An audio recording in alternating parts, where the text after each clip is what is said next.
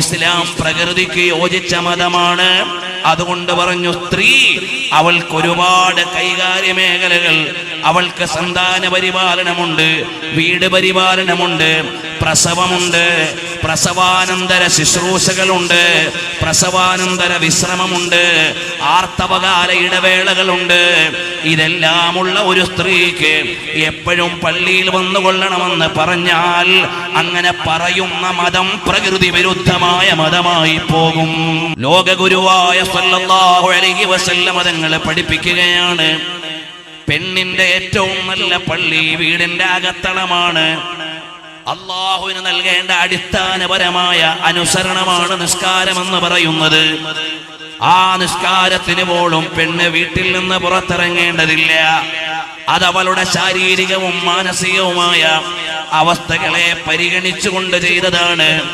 അല്ലാതെ കാര്യം പരിഗണിക്കാതിരുന്നാൽ പെണ്ണെ നീയും പള്ളിയിൽ പോകണമെന്ന് ഇസ്ലാം പറഞ്ഞേനെ. അങ്ങനെങ്കിൽ ഇസ്ലാം പ്രകൃതി വിരുദ്ധ മതമായി മാറുമായിരുന്നു.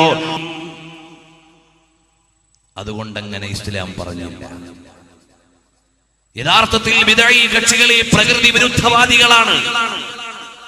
ഇപ്പോൾ ഞാൻ അങ്ങോട്ട് പോണില്ല. മനസ്സിലാക്കേണ്ടത്, അടിസ്ഥാനപരമായ ആരാധനാകർമ്മത്തിൽ പോലും അവളുടെ നേച്ചർ, അവളുടെ സ്ട്രക്ചർ, അവളുടെ ശാരീരിക ഘടന എല്ലാം അറിഞ്ഞുകൊണ്ടാണ് ഇസ്ലാം നിയമം പറയുന്നത്. അതേ സമയത്ത് പുരുഷ ലാ സ്വലാത്ത ലിജാരിൽ മസ്ജിദി ഇല്ലാ ഫിൽ മസ്ജിദി, പള്ളിയുടെ അയൽവാസിക്ക് പള്ളിയിലല്ലാതെ നിസ്കാരമില്ല. പുരുഷന്മാർ കൽപ്പിക്കപ്പെട്ടവരാണ് ലിൽ ജുമുഅത്തി വൽ ജമാഅ, ജുമുഅ ജമാഅത്തുകൾക്ക് വേണ്ടി കൽപ്പിക്കപ്പെട്ടവർ പുരുഷന്മാരാണ്. ഒരു നാട്ടിൽ അവകൾ നടന്നില്ലെങ്കിൽ അവര് കുറ്റവാളികളാണ്. അവരല്ലാഹുവിങ്കിൽ സമാധാനം പറയേണ്ടവരാണ്. ഈ നിലക്ക് ഓരോരുത്തരുടെയും ഡ്യൂട്ടി അല്ലാഹു സുബ്ഹാനഹു വ തആല നിശ്ചയിച്ചു വെച്ചിട്ടുള്ളതാണ്. അതവരുടെ പ്രകൃതിക്കനുസരിച്ചുള്ളതാണ്. അറിയുമോ സഹോദരന്മാരെ, ഇതിന്റെ അർത്ഥം സ്ത്രീക്ക് കുറെ ന്യൂനതയുണ്ടെന്നല്ല. ആ വാദവും അടിസ്ഥാനപരമായി തെറ്റാണ്. സ്ത്രീക്ക് അധികാരത്തിന് അവകാശം നൽകാത്തതിനാൽ സ്ത്രീയെ അടിച്ചൊതുക്കി. ആരാണ് ഈ പ്രയാമ്പിൾ തയ്യാറാക്കിയത്? സ്ത്രീക്ക് അവളുടെ പ്രകൃതിക്കനുസരിച്ചുള്ള അവകാശം നൽകുമ്പോൾ അവൾ സമ്പന്നയാണ്. പുരുഷന് അവന്റെ നേച്ചറിനനുസരിച്ച് അധികാരം നൽകുമ്പോൾ അവൻ സമ്പന്നനാണ്. ഇവിടെ കയ്യേറ്റങ്ങളില്ല, ഇവിടെ പ്രശ്നങ്ങളില്ല. അതേ സമയത്ത് ലോകത്ത് കഴിഞ്ഞുപോയ ഒരുപാട് മതങ്ങൾ, ഇവിടെ നിലനിൽക്കുന്ന ഇപ്പോഴുമുള്ള പല മതങ്ങളും സ്ത്രീകൾക്ക് അവരുടെ പ്രകൃതിപരമായ അവകാശം പോലും നൽകിയില്ല. ഇസ്ലാമിനെ പോലെ സ്ത്രീകൾക്ക് അധികാരം നൽകിയ വേറെ ഒരു മതവുമില്ല. നിങ്ങൾ ആലോചിച്ചു നോക്ക്, യേശുവിന്റെ മണവാട്ടികൾ ആയിരക്കണക്കിന്, അവരാരെ കാത്തു നിൽക്കുന്നു? ആ ഒരു സിസ്റ്റം ആര് കൊണ്ടുവന്നു? അത് പ്രകൃതി വിരുദ്ധമാണെന്ന് പറയാൻ ഇവിടെ ആരെയും കാണുന്നില്ല. മറുഭാഗത്ത് പൗരോഹിത്യത്തിന്റെ കയ്യേറ്റങ്ങൾ, അതിനെക്കുറിച്ച് ചോദ്യം ചെയ്യാൻ ഇവിടെ ആരെയും കാണുന്നില്ല. ഒരു മതത്തിന് അങ്ങനെയൊക്കെ ആകാം. അവരെ കളിയാക്കാൻ നമ്മളില്ല, അവരെ കുറ്റം പറയാൻ നമ്മളില്ല. ഈ രാജ്യം എല്ലാ മതങ്ങൾക്കും സ്വാതന്ത്ര്യമുള്ള രാജ്യമാണ്. പക്ഷേ വിഷയങ്ങൾ എല്ലാവർക്കും അറിയാമല്ലോ, വിഷയങ്ങൾ എല്ലാവർക്കും ബോധ്യമുള്ള വിഷയമാണ്. നിങ്ങൾ ആലോചിച്ചു നോക്കൂ, പ്രകൃതിപരമായുള്ള വികാരങ്ങളെ കെട്ടി നിർത്തുന്ന മതങ്ങൾ ഇവിടെയുണ്ട്. അതിന് പല ആളുകളും ചോദ്യം ചെയ്യാനില്ല. എന്നാൽ അല്ലാഹുവിന്റെ റസൂൽ സല്ലല്ലാഹു അലൈഹി വസല്ലം തങ്ങളും അമ്പിയാക്കന്മാരിൽ ലോകത്തിന് മുമ്പിലേക്ക് അവതരിപ്പിച്ചു തരുന്ന മാർഗമേതാണ്?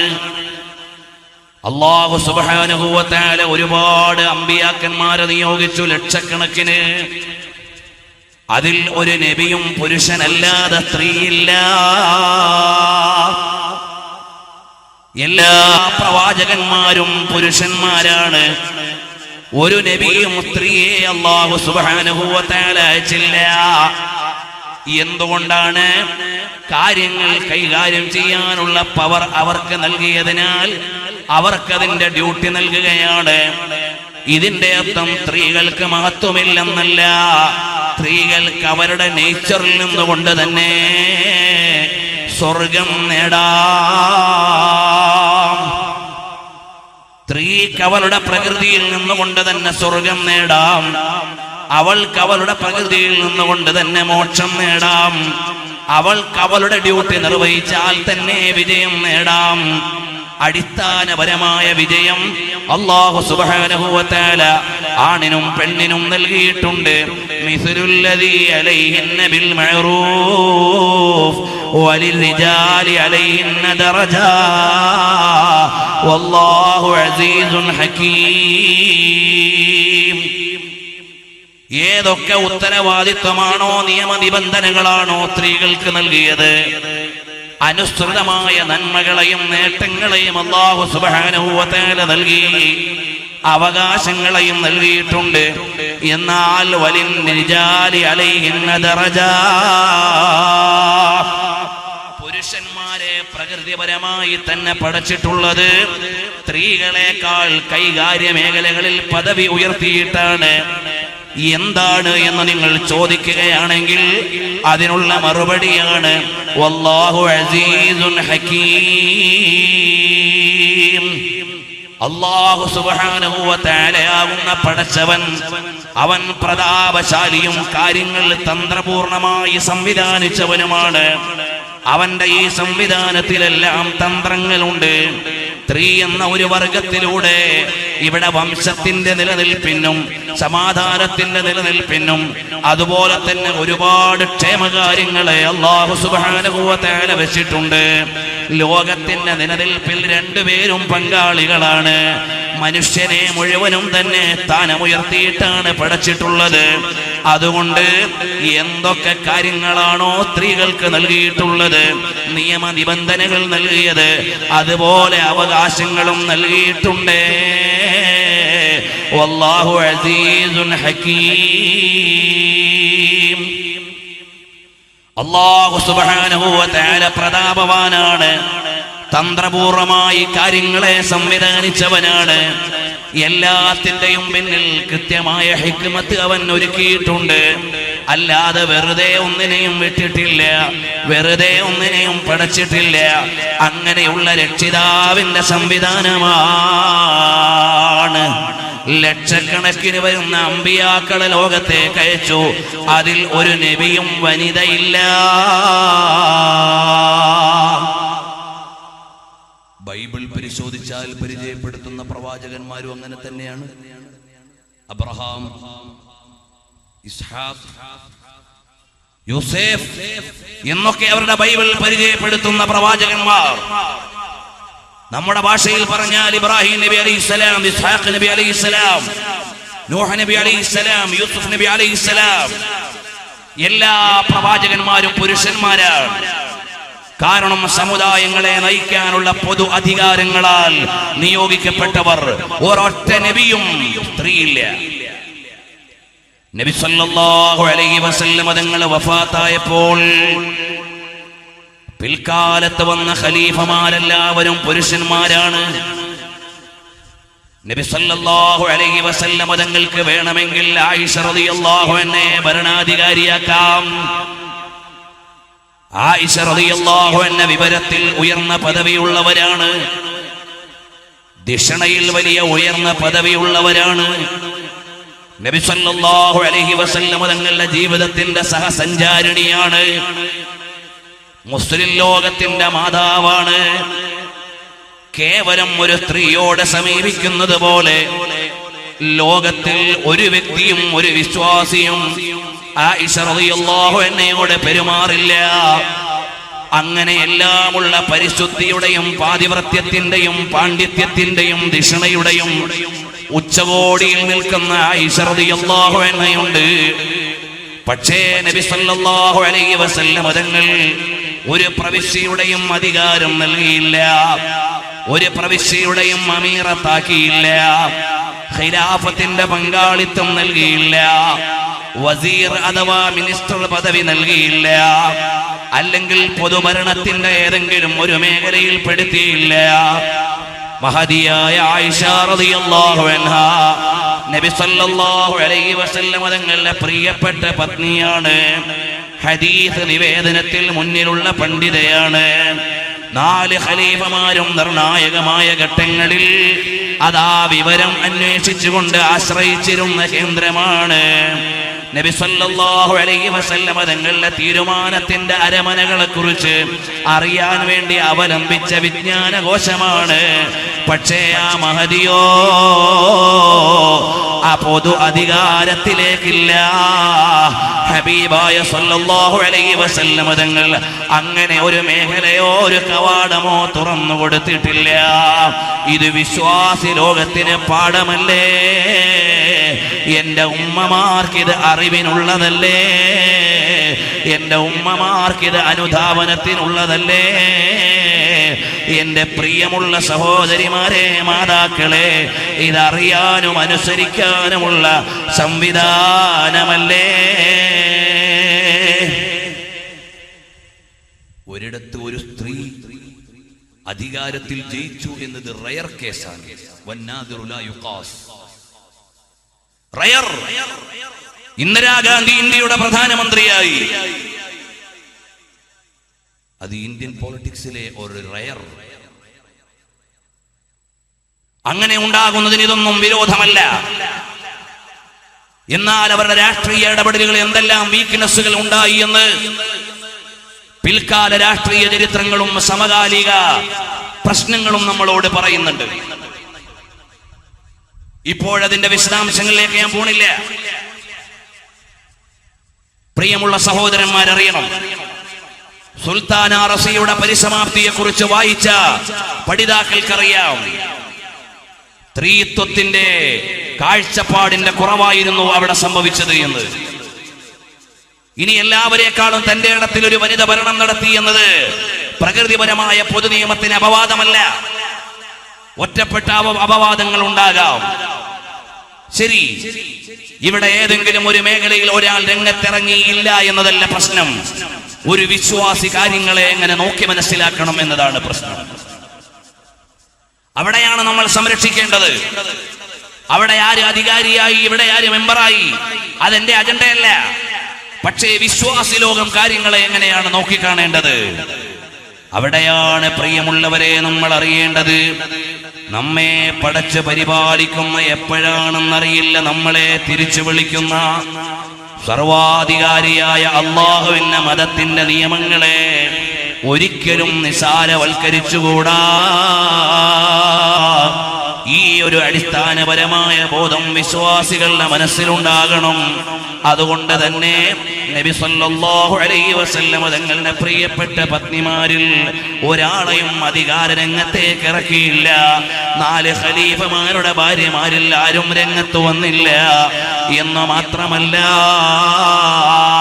ഒരു പള്ളിയിലെ ഇമാമത്ത് പോലും അവർക്ക് നൽകിയില്ല. അപ്പോൾ ഹബീബായ സല്ലല്ലാഹു അലൈഹി വഅലിഹി വഅസ്ഹാബിഹി വസല്ലം തങ്ങൾ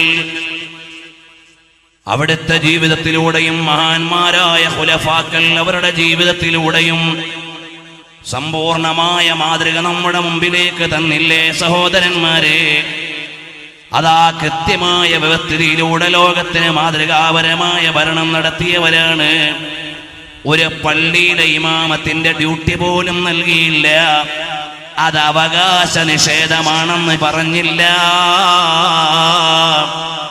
ആയിഷ റളിയല്ലാഹു അൻഹയും സമകാലികരായ വനിതകളും കാര്യങ്ങൾ വേട്ട് അവിടെയും എവിടെയും ആലോചിക്കാതെ മൂളിയവരല്ല. നബി സല്ലല്ലാഹു അലൈഹി വസല്ലം തങ്ങൾ പല മസ്അലകളും പറയുമ്പോൾ അതിനെല്ലാം ഇഴകീറിയിട്ട് മറു ചോദ്യം ചോദിച്ച മഹദിയാണ് ബീവി ആയിഷ റളിയല്ലാഹു അൻഹ. പല ചോദ്യങ്ങളും ചോദിച്ചില്ലേ? അവിടുന്ന് പല കൃത്യമായ നിരൂപണങ്ങളും നടത്തിയില്ലേ? കൃത്യമായ ചോദ്യോത്തരങ്ങളിലൂടെ കാര്യങ്ങൾ പഠിച്ചില്ലേ? ആ മഹദി അവറുകൾ പോലും എന്തേ ഞങ്ങൾക്ക് പള്ളിയിൽ ഇമാമത്തിന് അവകാശമില്ലാത്തത് എന്ന് ചോദിച്ചില്ല. കാരണം സ്ത്രീക്ക് അവളുടെ നേച്ചറിനെ കുറിച്ച്, അവളുടെ സൃഷ്ടിപരമായ സ്വഭാവത്തെ കുറിച്ച് ബോധമുണ്ടായാൽ അങ്ങനെ ഒരു ചോദ്യം വരില്ല. സ്ത്രീക്ക് പ്രകൃതിപരമായി കുറവുണ്ട് എന്നതിന്റെ തെളിവ് തന്നെയാണ് ഈ സംവരണം. കാരണം എന്താ? പ്രകൃതിപരമായി പുരുഷനോട് മത്സരിച്ച് അധികാര രംഗത്ത് വരാൻ സ്ത്രീക്ക് കഴിവുണ്ടെങ്കിൽ ഇവിടെ സംവരണം ഒന്നും കൊടുക്കണ്ട, എന്നേ പെണ്ണുങ്ങൾ കൈയടക്കിയനെ.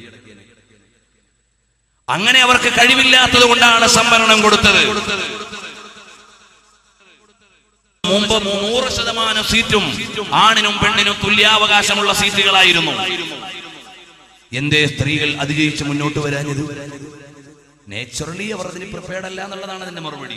ആരുടെയും കുറ്റമൊന്നുമില്ല. പ്രകൃതിപരമായി അവരതിന് ശേഷിയുള്ളവരല്ല.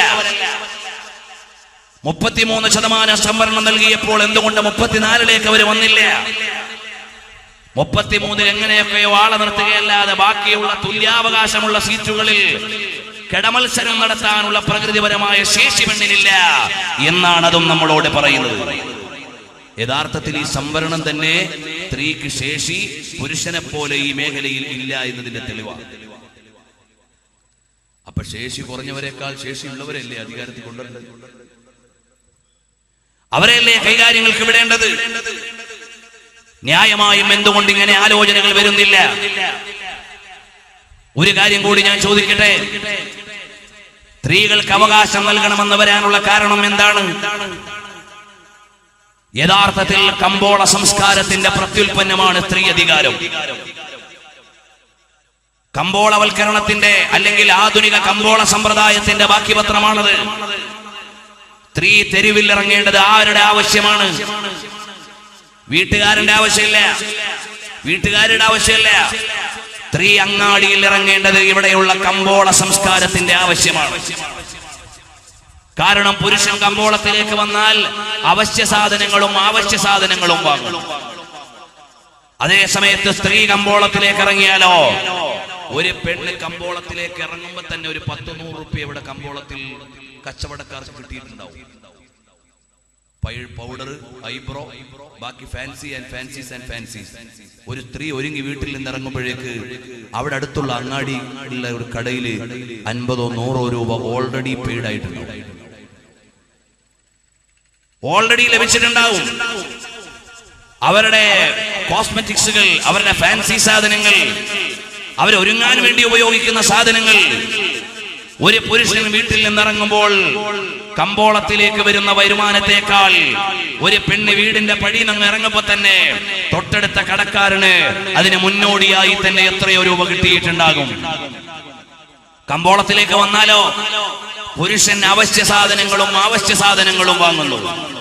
സ്ത്രീ അവശ്യ സാധനങ്ങളും അലങ്കാര സാധനങ്ങളും ചിലപ്പോൾ അനാവശ്യ സാധനങ്ങളും ചിലപ്പോൾ പ്രീണന സാധനങ്ങളും വാങ്ങുന്നു. കമ്പോളം പെരുക്കുന്നു.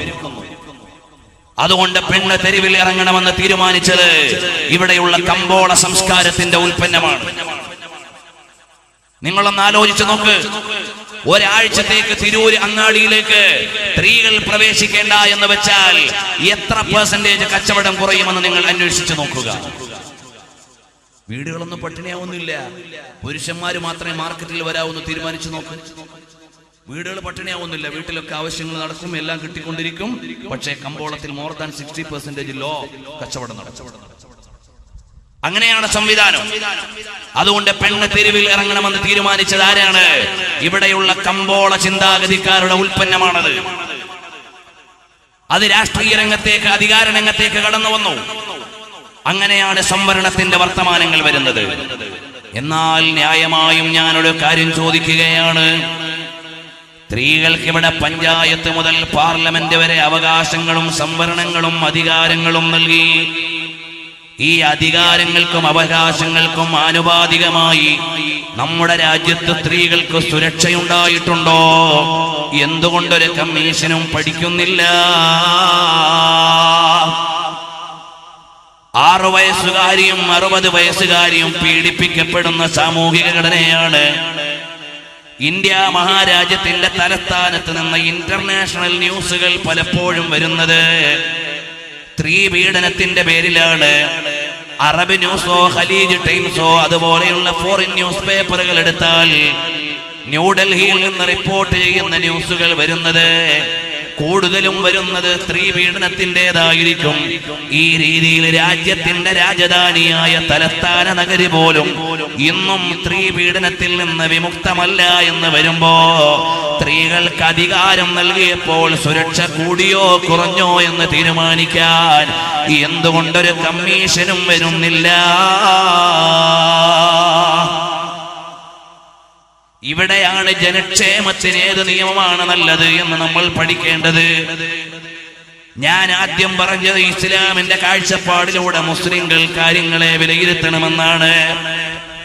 എന്നാൽ ഇപ്പോൾ എനിക്ക് പറയാനുള്ളത്, മനുഷ്യരെ, നിങ്ങൾ മനുഷ്യത്വത്തിന്റെ കണ്ണിലൂടെ വിഷയങ്ങൾ വിലയിരുത്തണം.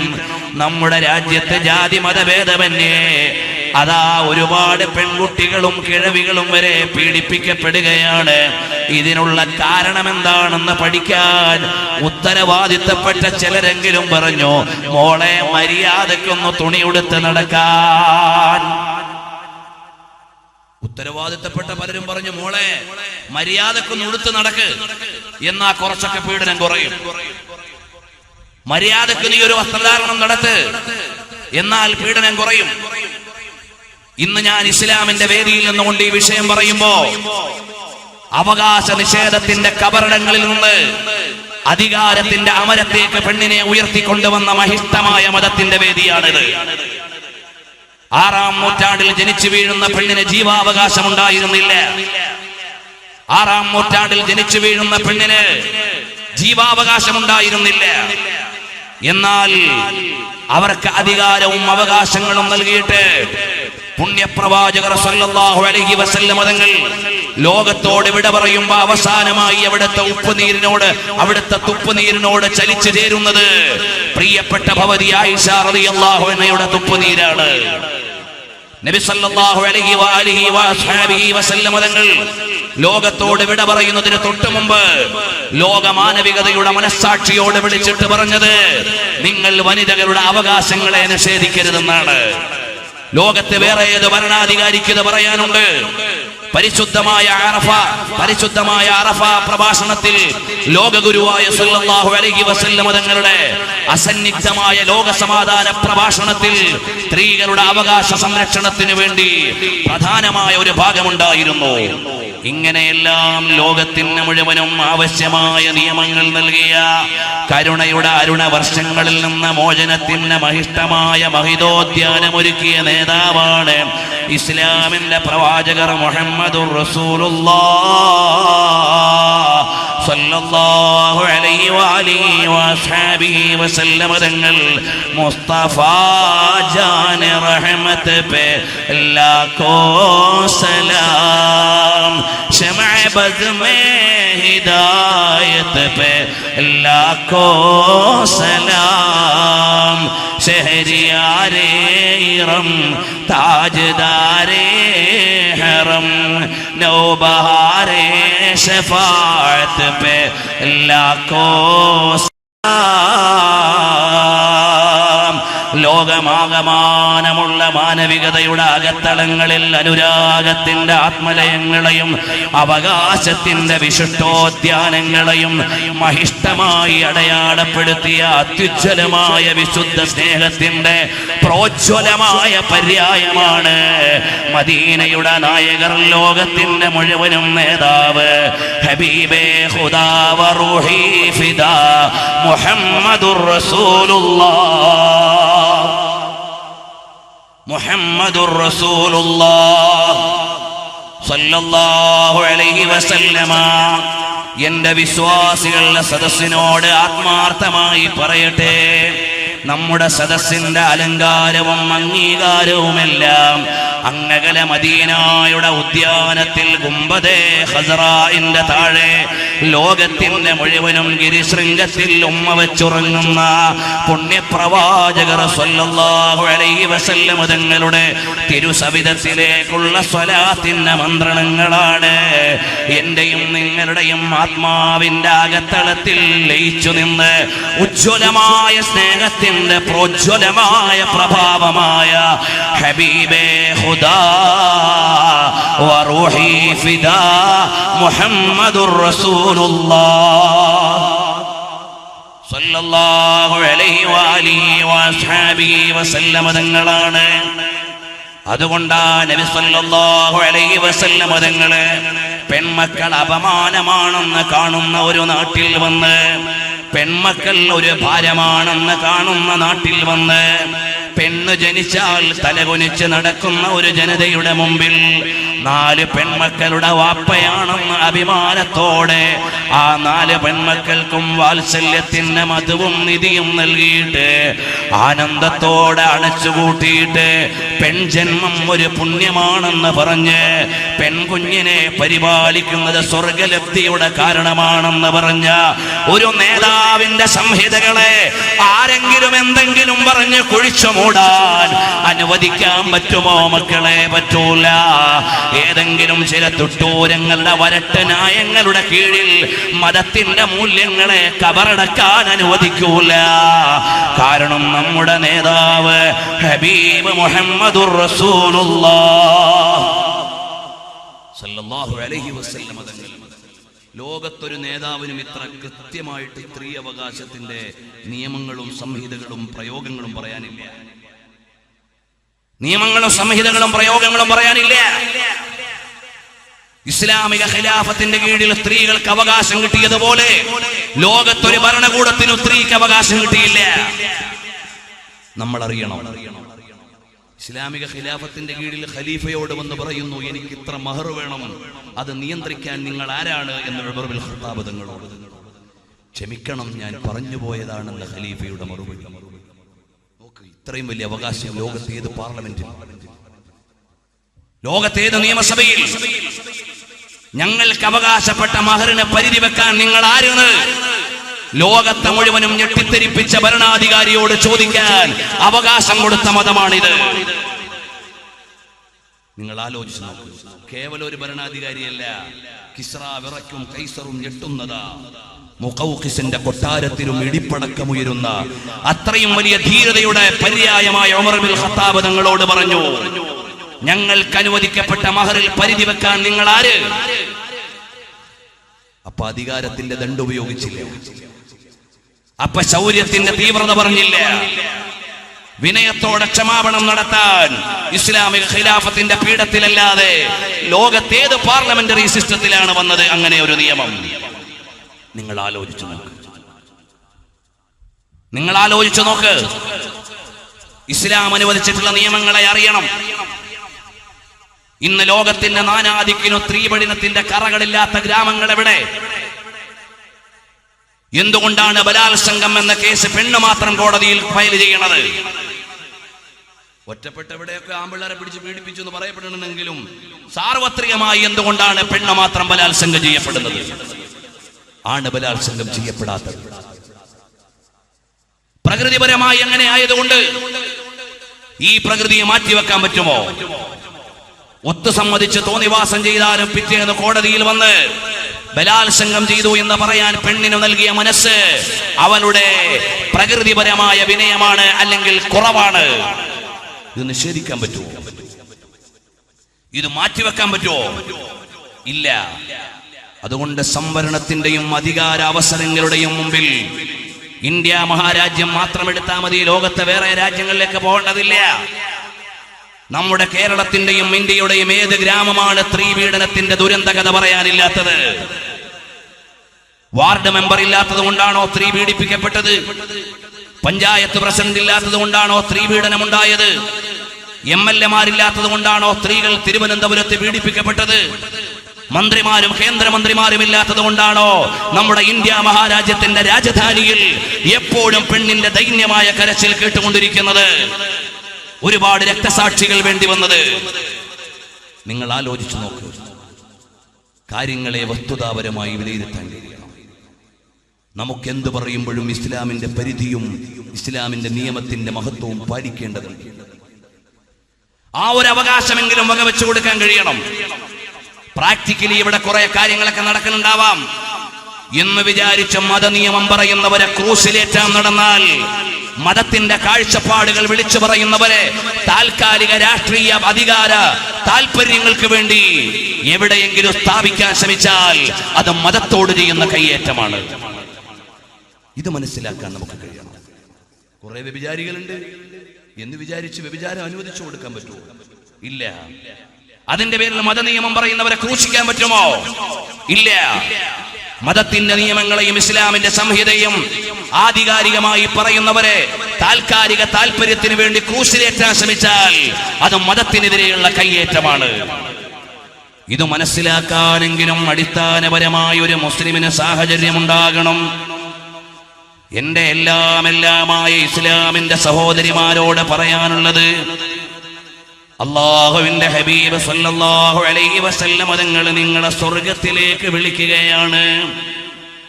എത്ര മഹതിമാർക്കാണ് സ്വർഗം കൊണ്ട് സുവിശേഷം നൽകിയത്? ആണിന് മാത്രമാണോ മോളെ സ്വർഗം പറഞ്ഞത്? അല്ല, അല്ല. പെണ്ണിനും സ്വർഗമുണ്ട്. ആണുങ്ങൾക്ക് സ്വർഗത്തിലെ നേതാവ് ലോക ഗുരുവായ സല്ലല്ലാഹു അലൈഹി വസല്ലം തങ്ങളാണെങ്കിൽ, സ്വർഗത്തിലെ വനിതകളുടെ നേതാവ് സയ്യിദത്തു നിസാഇ അഹ്ലിൽ ജന്ന ബിന്തുർ റസൂൽ ഫാത്തിമത്തുൽ ബതൂൽ റളിയല്ലാഹു അൻഹ സ്വർഗീയ വനിതകളുടെ നേതാവാണ്. എന്റെ പ്രിയമുള്ള പെങ്ങളെ, നിങ്ങൾ ഇസ്ലാം നിർദ്ദേശിച്ച ചിട്ടവട്ടങ്ങൾ പാലിച്ചാൽ നിങ്ങൾക്കും സ്വർഗമുണ്ട്. കണ്ടില്ലേ ഹബീബായ സല്ലല്ലാഹു അലൈഹി വസല്ലം തങ്ങൾ എങ്ങനെയാണ് ഉമ്മാനെ ആദരിക്കേണ്ടതെന്ന് പറഞ്ഞ്, വാപ്പാന്റെ കാൽ കീഴിൽ സ്വർഗമുണ്ടെന്ന് പറഞ്ഞില്ല. ആൺകുട്ടികൾ ചിലപ്പോ കായിക ബലം കൊണ്ടോ കാശിന്റെ ബലം കൊണ്ടോ അധികാര ബലം കൊണ്ടോ പെറ്റു വളർത്തിയ ഉമ്മാന്റെ ബഹുമാനം മറന്നുപോയാൽ ഉമ്മമാർക്ക് വേദന വരുമല്ലോ. അതുകൊണ്ട് നബി സല്ലല്ലാഹു അലൈഹി വസല്ലം തങ്ങളെ പഠിപ്പിച്ചില്ലേ, എന്റെ പ്രിയമുള്ള മക്കളെ, നിങ്ങളുടെ സ്വർഗം ഉമ്മാന്റെ കാൽ കീഴിലാണ്. വേറെ ഏത് മതം പറഞ്ഞു ഇങ്ങനെ? മാഷാ അല്ലാഹ്, വേറെ ഏത് മതം പറഞ്ഞു ഇങ്ങനെ? സ്ത്രീക്ക് നൽകിയ അധികാരത്തിന്റെ ഒരു സൗന്ദര്യം, അതിന്റെ ഒരു ഉന്നതി, ഉമ്മാന്റെ കാൽ കീഴിലാണ് സ്വർഗമെന്ന് പറയുമ്പോ ഉപ്പാക്ക് 4ാം ഗ്രേഡ് നൽകി. കാരണം അവൾക്കുള്ള സ്ഥാനമാണ്, മഹത്വമാണ്. എന്നിട്ട് അറിയുമോ സഹോദരിമാരെ, നിങ്ങൾക്ക് ഒഴിവുള്ള ദിവസങ്ങളിലെ നിസ്കാരം നിങ്ങൾക്ക് പ്രശ്നമല്ല. അല്ലാഹു നിങ്ങൾക്ക് നിസ്കരിക്കാൻ പറ്റുന്ന ദിവസങ്ങളിൽ നിങ്ങൾ നിസ്കരിച്ചാൽ തന്നെ നിങ്ങൾക്കും സ്വർഗം നൽകിയില്ലേ? സ്ത്രീകൾക്ക് സ്വർഗത്തിന്റെ കവാടം തടഞ്ഞില്ലല്ലോ മോളെ. ആവശ്യമുള്ള അവകാശങ്ങൾ നൽകിയ നേതാവല്ലേ ഹബീബായ സല്ലല്ലാഹു അലൈഹി വസല്ലം തങ്ങൾ. അവിടുന്ന് അറബ് നാട്ടിലെ ഓരോരുത്തരെയും വിളിച്ചപ്പോ അവിടുന്ന് നബി സല്ലല്ലാഹു അലൈഹി വസല്ലം തങ്ങളുടെ വീട്ടിലെ ഒരംഗത്തെ വിളിക്കേണ്ടതുണ്ട്. മക്കയിലെ ജബൽ അബൂ ഖുബൈസിൽ നിന്ന് വിളിക്കുകയാണ്. ഓരോ ഗോത്രങ്ങളെയും വിളിച്ചു, കുടുംബങ്ങളെയും വിളിച്ചു. മുത്തുനബി തങ്ങളുടെ വീട്ടുകാരെ ഒന്ന് വിളിക്കണം. അപ്പ നബി സല്ലല്ലാഹു അലൈഹി വസല്ലം തങ്ങളെ വിളിച്ചതാരെയാണ്? ഫാത്തിമ അൻഖിദി നഫ്സകി മിനന്നാർ. മോളെ, മോള് സ്വർഗത്തിലേക്ക് വരണേ മോളെ. നബി സല്ലല്ലാഹു അലൈഹി വസല്ലം തങ്ങളുടെ കുടുംബത്തിന്റെ മഹിതമായ പാരമ്പര്യത്തിന്റെ കവാടം ഏതാണ്? മഹദിയായ ഫാത്തിമ ബീവിയല്ലേ? ഇങ്ങനെ സ്ത്രീകൾക്ക് എത്രയാണ് സ്ഥാനം നൽകിയത് നബി സല്ലല്ലാഹു അലൈഹി വസല്ലം തങ്ങൾ. നിങ്ങളുടെ മേന്മയും നിങ്ങളുടെ സ്വർഗവും നിങ്ങളുടെ വിജയവും എല്ലാം നിർണയിച്ചു വെച്ചിട്ട് അതിലേക്ക് ആവശ്യമായ അവകാശങ്ങൾ നൽകിയില്ലേ? ഇതുപോലെ ലോകത്തെ വേറെ ഒരു മതങ്ങളും നൽകിയില്ല, ഒരു സംഹിതകളും നൽകിയില്ല. അതുകൊണ്ട് മോളെ, ശാലീനയായ പെണ്ണിന് സ്വർഗമുണ്ട്. അത് ഇസ്ലാമിന്റെ നിയമങ്ങളെ പാലിച്ചു നിൽക്കുന്ന പെണ്ണാണ്.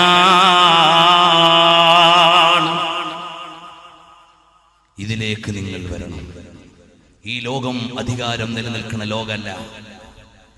ഈ ലോകം എന്നേക്കുള്ള ലോകമല്ല.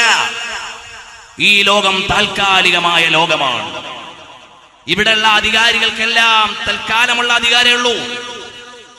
അത് ചീഫ് മിനിസ്റ്റർ ആയാലും പ്രൈം മിനിസ്റ്റർ ആയാലും രാജാവായാലും മന്ത്രിയായാലും മെമ്പറായാലും പ്രസിഡന്റ് ആയാലും ആരായാലും താൽക്കാലികമായ അധികാരമേ ഉള്ളൂ. എല്ലാം നൈമിഷികമായ അധികാരമാണ്. അതേതുവരെ എന്ന് തീരുമാനിക്കുന്നവനും അല്ലാഹുവാണ്. അതുകൊണ്ട് എൻ്റെ ഉമ്മപെങ്ങന്മാരോട് വിനയത്തിന്റെ ഭാഷയിൽ പറയാനുള്ളത്, നിങ്ങൾ ഇസ്ലാമിനെ തൃപ്തിപ്പെടാൻ കഴിയണം. അതാണ് എല്ലാ ദിവസവും രാവിലെ എഴുന്നേറ്റ് അല്ലാഹുവിന്റെ മുമ്പിൽ കൈകെട്ടി നിൽക്കുന്ന സമയത്ത് ഒരു പ്രതിജ്ഞയില്ലേ മോനെ? രാഷ്ട്രീയത്തിന് വേണ്ടി തെരുവിലിറങ്ങി മുദ്രാവാക്യം വിളിക്കുന്ന സഹോദരാ, അതുപോലെ മറ്റേതെങ്കിലും സന്നദ്ധ സേവനങ്ങൾ ചെയ്യുന്നവരെ, അകത്തളത്തിലുള്ള എൻ്റെ ഉമ്മമാരെ, എല്ലാവരും ഒരു പ്രതിജ്ഞ പറയുന്നില്ലേ? വജ്ജഹ്തു വജ്ഹിയ ലില്ലദീ ഫതറ السماوات والأرض حنيفا مسلما وما أنا من المشركين إن صلاتي ونسكي ومحياي ومماتي لله رب العالمين. എത്ര പ്രൗഢമായ ഒരു പ്രമേയമാണിത്, പ്രഖ്യാപനമാണിത്. വജ്ജഹ്തു വജ്ഹി, ഞാനിതാ മുന്നിട്ട് വന്നിരിക്കുകയാണ്. ലില്ലദീ ഫതറ السماوات والأرض حنيفا,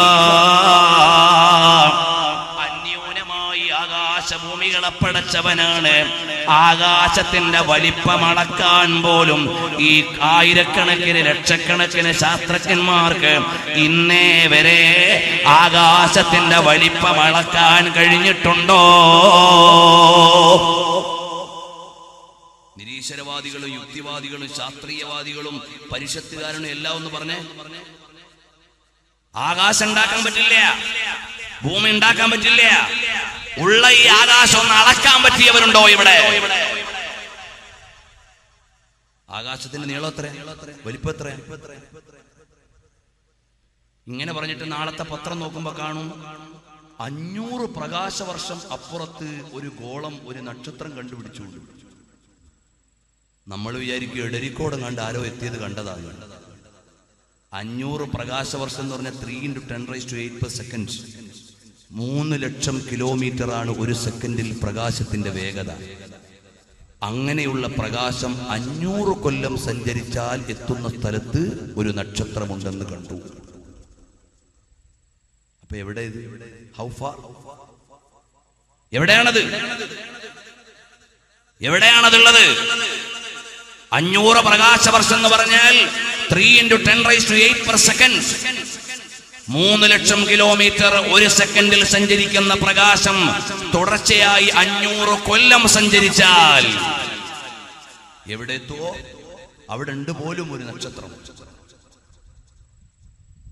അപ്പോൾ മനുഷ്യൻ ഈ ആകാശത്തെ അളക്കാൻ കഴിഞ്ഞിട്ടുണ്ടോ?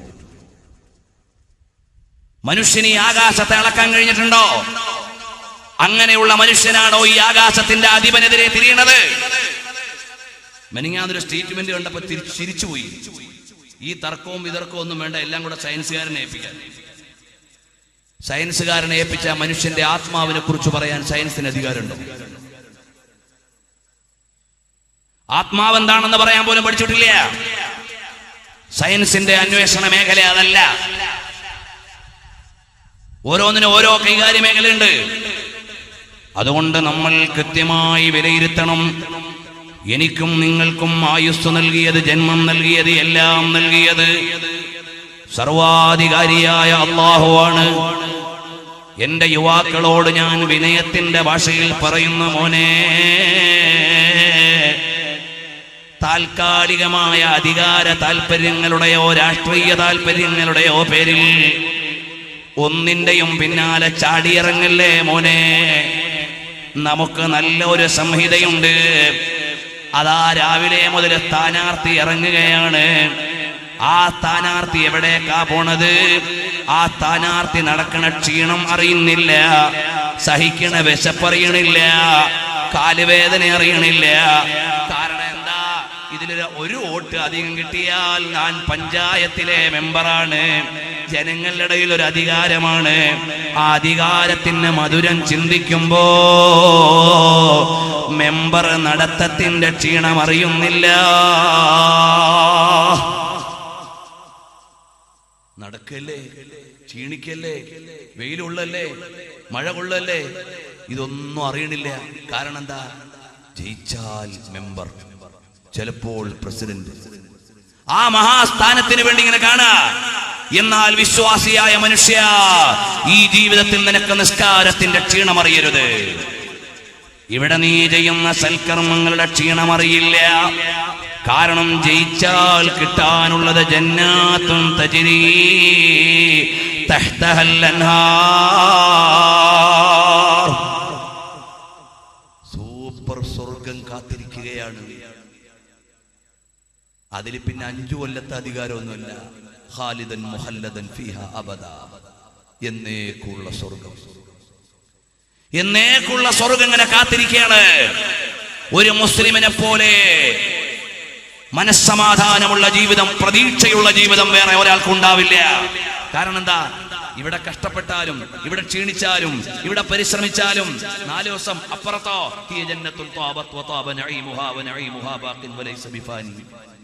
സ്വർഗം വരികയാണ്. ആ സ്വർഗത്തിലേക്ക് കണ്ണു നട്ടിരിക്കുകയാണ്. മിനായിൽ ആയിരക്കണക്കിന് ആളുകൾ പരിക്കിൽ മരണപ്പെട്ടു പോയി. ഒരു അറബ് സഹോദരനോട് പറയാ, മിനായിൽ നടന്ന ദുരന്തത്തിൽ കുറെ ആളുകൾ മരിച്ചുപോയല്ലോ. അത് ഇന്നല്ല എന്ന് പറയും, പിന്നെ അൽഹംദുലില്ലാ എന്ന് പറയും. എന്താ അൽഹംദുലില്ലാ? അൽ മൗത്ത് ഫിൽ ഹറം, അൽഹംദുലില്ലാ അൽ മൗത്ത് ഫിൽ ഇഹ്റാം, അൽഹംദുലില്ലാ അദ്ഫൻ ബിൽ ഹറം ഇലൽ ജന്ന, ഇലൽ ജന്ന. ഒരു ടെൻഷനും ഇല്ല അറബിക്ക്. ഹറമിൽ മരിച്ച്, ഹറമിൽ കബറടക്കി, ഇഹ്റാമോടെ മരിച്ച് സ്വർഗത്തിൽ പോയല്ലേ. നിങ്ങൾ എന്തിനാ അതിന് വിഷമിക്കണത്? നിങ്ങൾ എന്തിനാ അതിന് വിഷമിക്കണത്? ലോക രാജ്യങ്ങൾക്ക് മുഴുവനും വലിയ ഒരു അത്ഭുതമാണിത്. ലോകത്തെ നിരവധി രാജ്യങ്ങളിൽ നിന്ന് വന്ന ആളുകൾ മരണപ്പെട്ടു. ബന്ധുക്കളെല്ലാം സമാധാനിക്കണം. എന്താ? പോസ്റ്റ്മോർട്ടം വേണമെന്ന് പറഞ്ഞോ, റിപ്പോർട്ട് വേണമെന്ന് പറഞ്ഞോ, കോസ് ഓഫ് ഡെത്ത് വേണമെന്ന് പറഞ്ഞോ, സർട്ടിഫിക്കറ്റ് വേണമെന്ന് പറഞ്ഞോ? ഒന്നും വേണ്ട. അള്ളാഹുവിന്റെ വിധി. അവിടെ മരിച്ചു, ഭാഗ്യവാന്മാർ. ഇങ്ങനെ സമാധാനിക്കുന്ന ഒരു വ്യവസ്ഥിതി ലോകത്തെവിടെ? ഉറ്റവരും ഉടയവരും വിട്ടുപോയതിന്റെ വേദനയുണ്ടെങ്കിലും അവസാനം നമ്മളെ സമാധാനിക്കുകയാണ്. ഇലൽ ജന്ന, നാളെ തൽബിയത്ത് ചൊല്ലി സ്വർഗത്തിലേക്ക് വരും. ഇങ്ങനെ ഒരു അംബിഷൻ, ഇങ്ങനെ ഒരു ഹോപ്പ്, ഇങ്ങനെ ഒരു ഡ്രീം, ഇങ്ങനെ ഒരു ബെസ്റ്റ് ഫ്യൂച്ചർ നൽകാൻ വേറെ ഏത് സംഹിതക്കാ കഴിയണത്? ഒരു സംവിധാനത്തിന് കഴിയണില്ല. നമ്മൾ തന്നെ സുൽഫീഖർ നഈമി എന്ന ചെറുപ്പക്കാരനായ പണ്ഡിതൻ, റിയാദിലെ ദാഇ, അദ്ദേഹത്തിന്റെ ജനാസ കുളിപ്പിക്കാൻ വേണ്ടി ഞങ്ങൾ അടുത്ത് നിൽക്കുമ്പോൾ സ്വാഭാവികമായി നമുക്ക് വേദനയും പ്രയാസമൊക്കെ ഉണ്ട്. അപ്പൊ കുളിപ്പിക്കാൻ വന്ന അറബ് സഹോദരൻ, അൽഹംദുലില്ലാ ഷഹീദ് ഇലൽ ജന്ന, അൽഹംദുലില്ലാ ഷഹീദ് ഇലൽ ജന്ന, സ്വർഗത്തിലേക്ക് ഷഹീദായി പോവല്ലേ. അയാൾ അതിന്റെ അഭിമാനം പറയാണ്. കാരണം അപ്പുറത്തെ ഒരു ലോകത്തെ കുറിച്ചുള്ള വിശ്വാസം, ഇതിനപ്പുറത്തൊരു ലോകമുണ്ടെന്ന പ്രതീക്ഷ. അതുകൊണ്ട് മോനെ, 5 കൊല്ലത്തെ അധികാരത്തിന് വേണ്ടി കടമത്സരങ്ങളും അതുപോലെ തന്നെ തർക്കവിതർക്കങ്ങളും നടത്തുമ്പോൾ അപ്പുറത്ത് കിട്ടുന്ന താൽക്കാലികമായ ഒരു അധികാരത്തിന് മധുരമാണ് പ്രചോദനമെങ്കിൽ, ഈ ജീവിതത്തിൽ നീ ചെയ്യുന്ന സൽക്കർമ്മങ്ങൾക്ക് മുഴുവനും പിന്നിൽ വലിയൊരു പ്രതീക്ഷയുണ്ട്. അത് സ്വർഗമാണ്.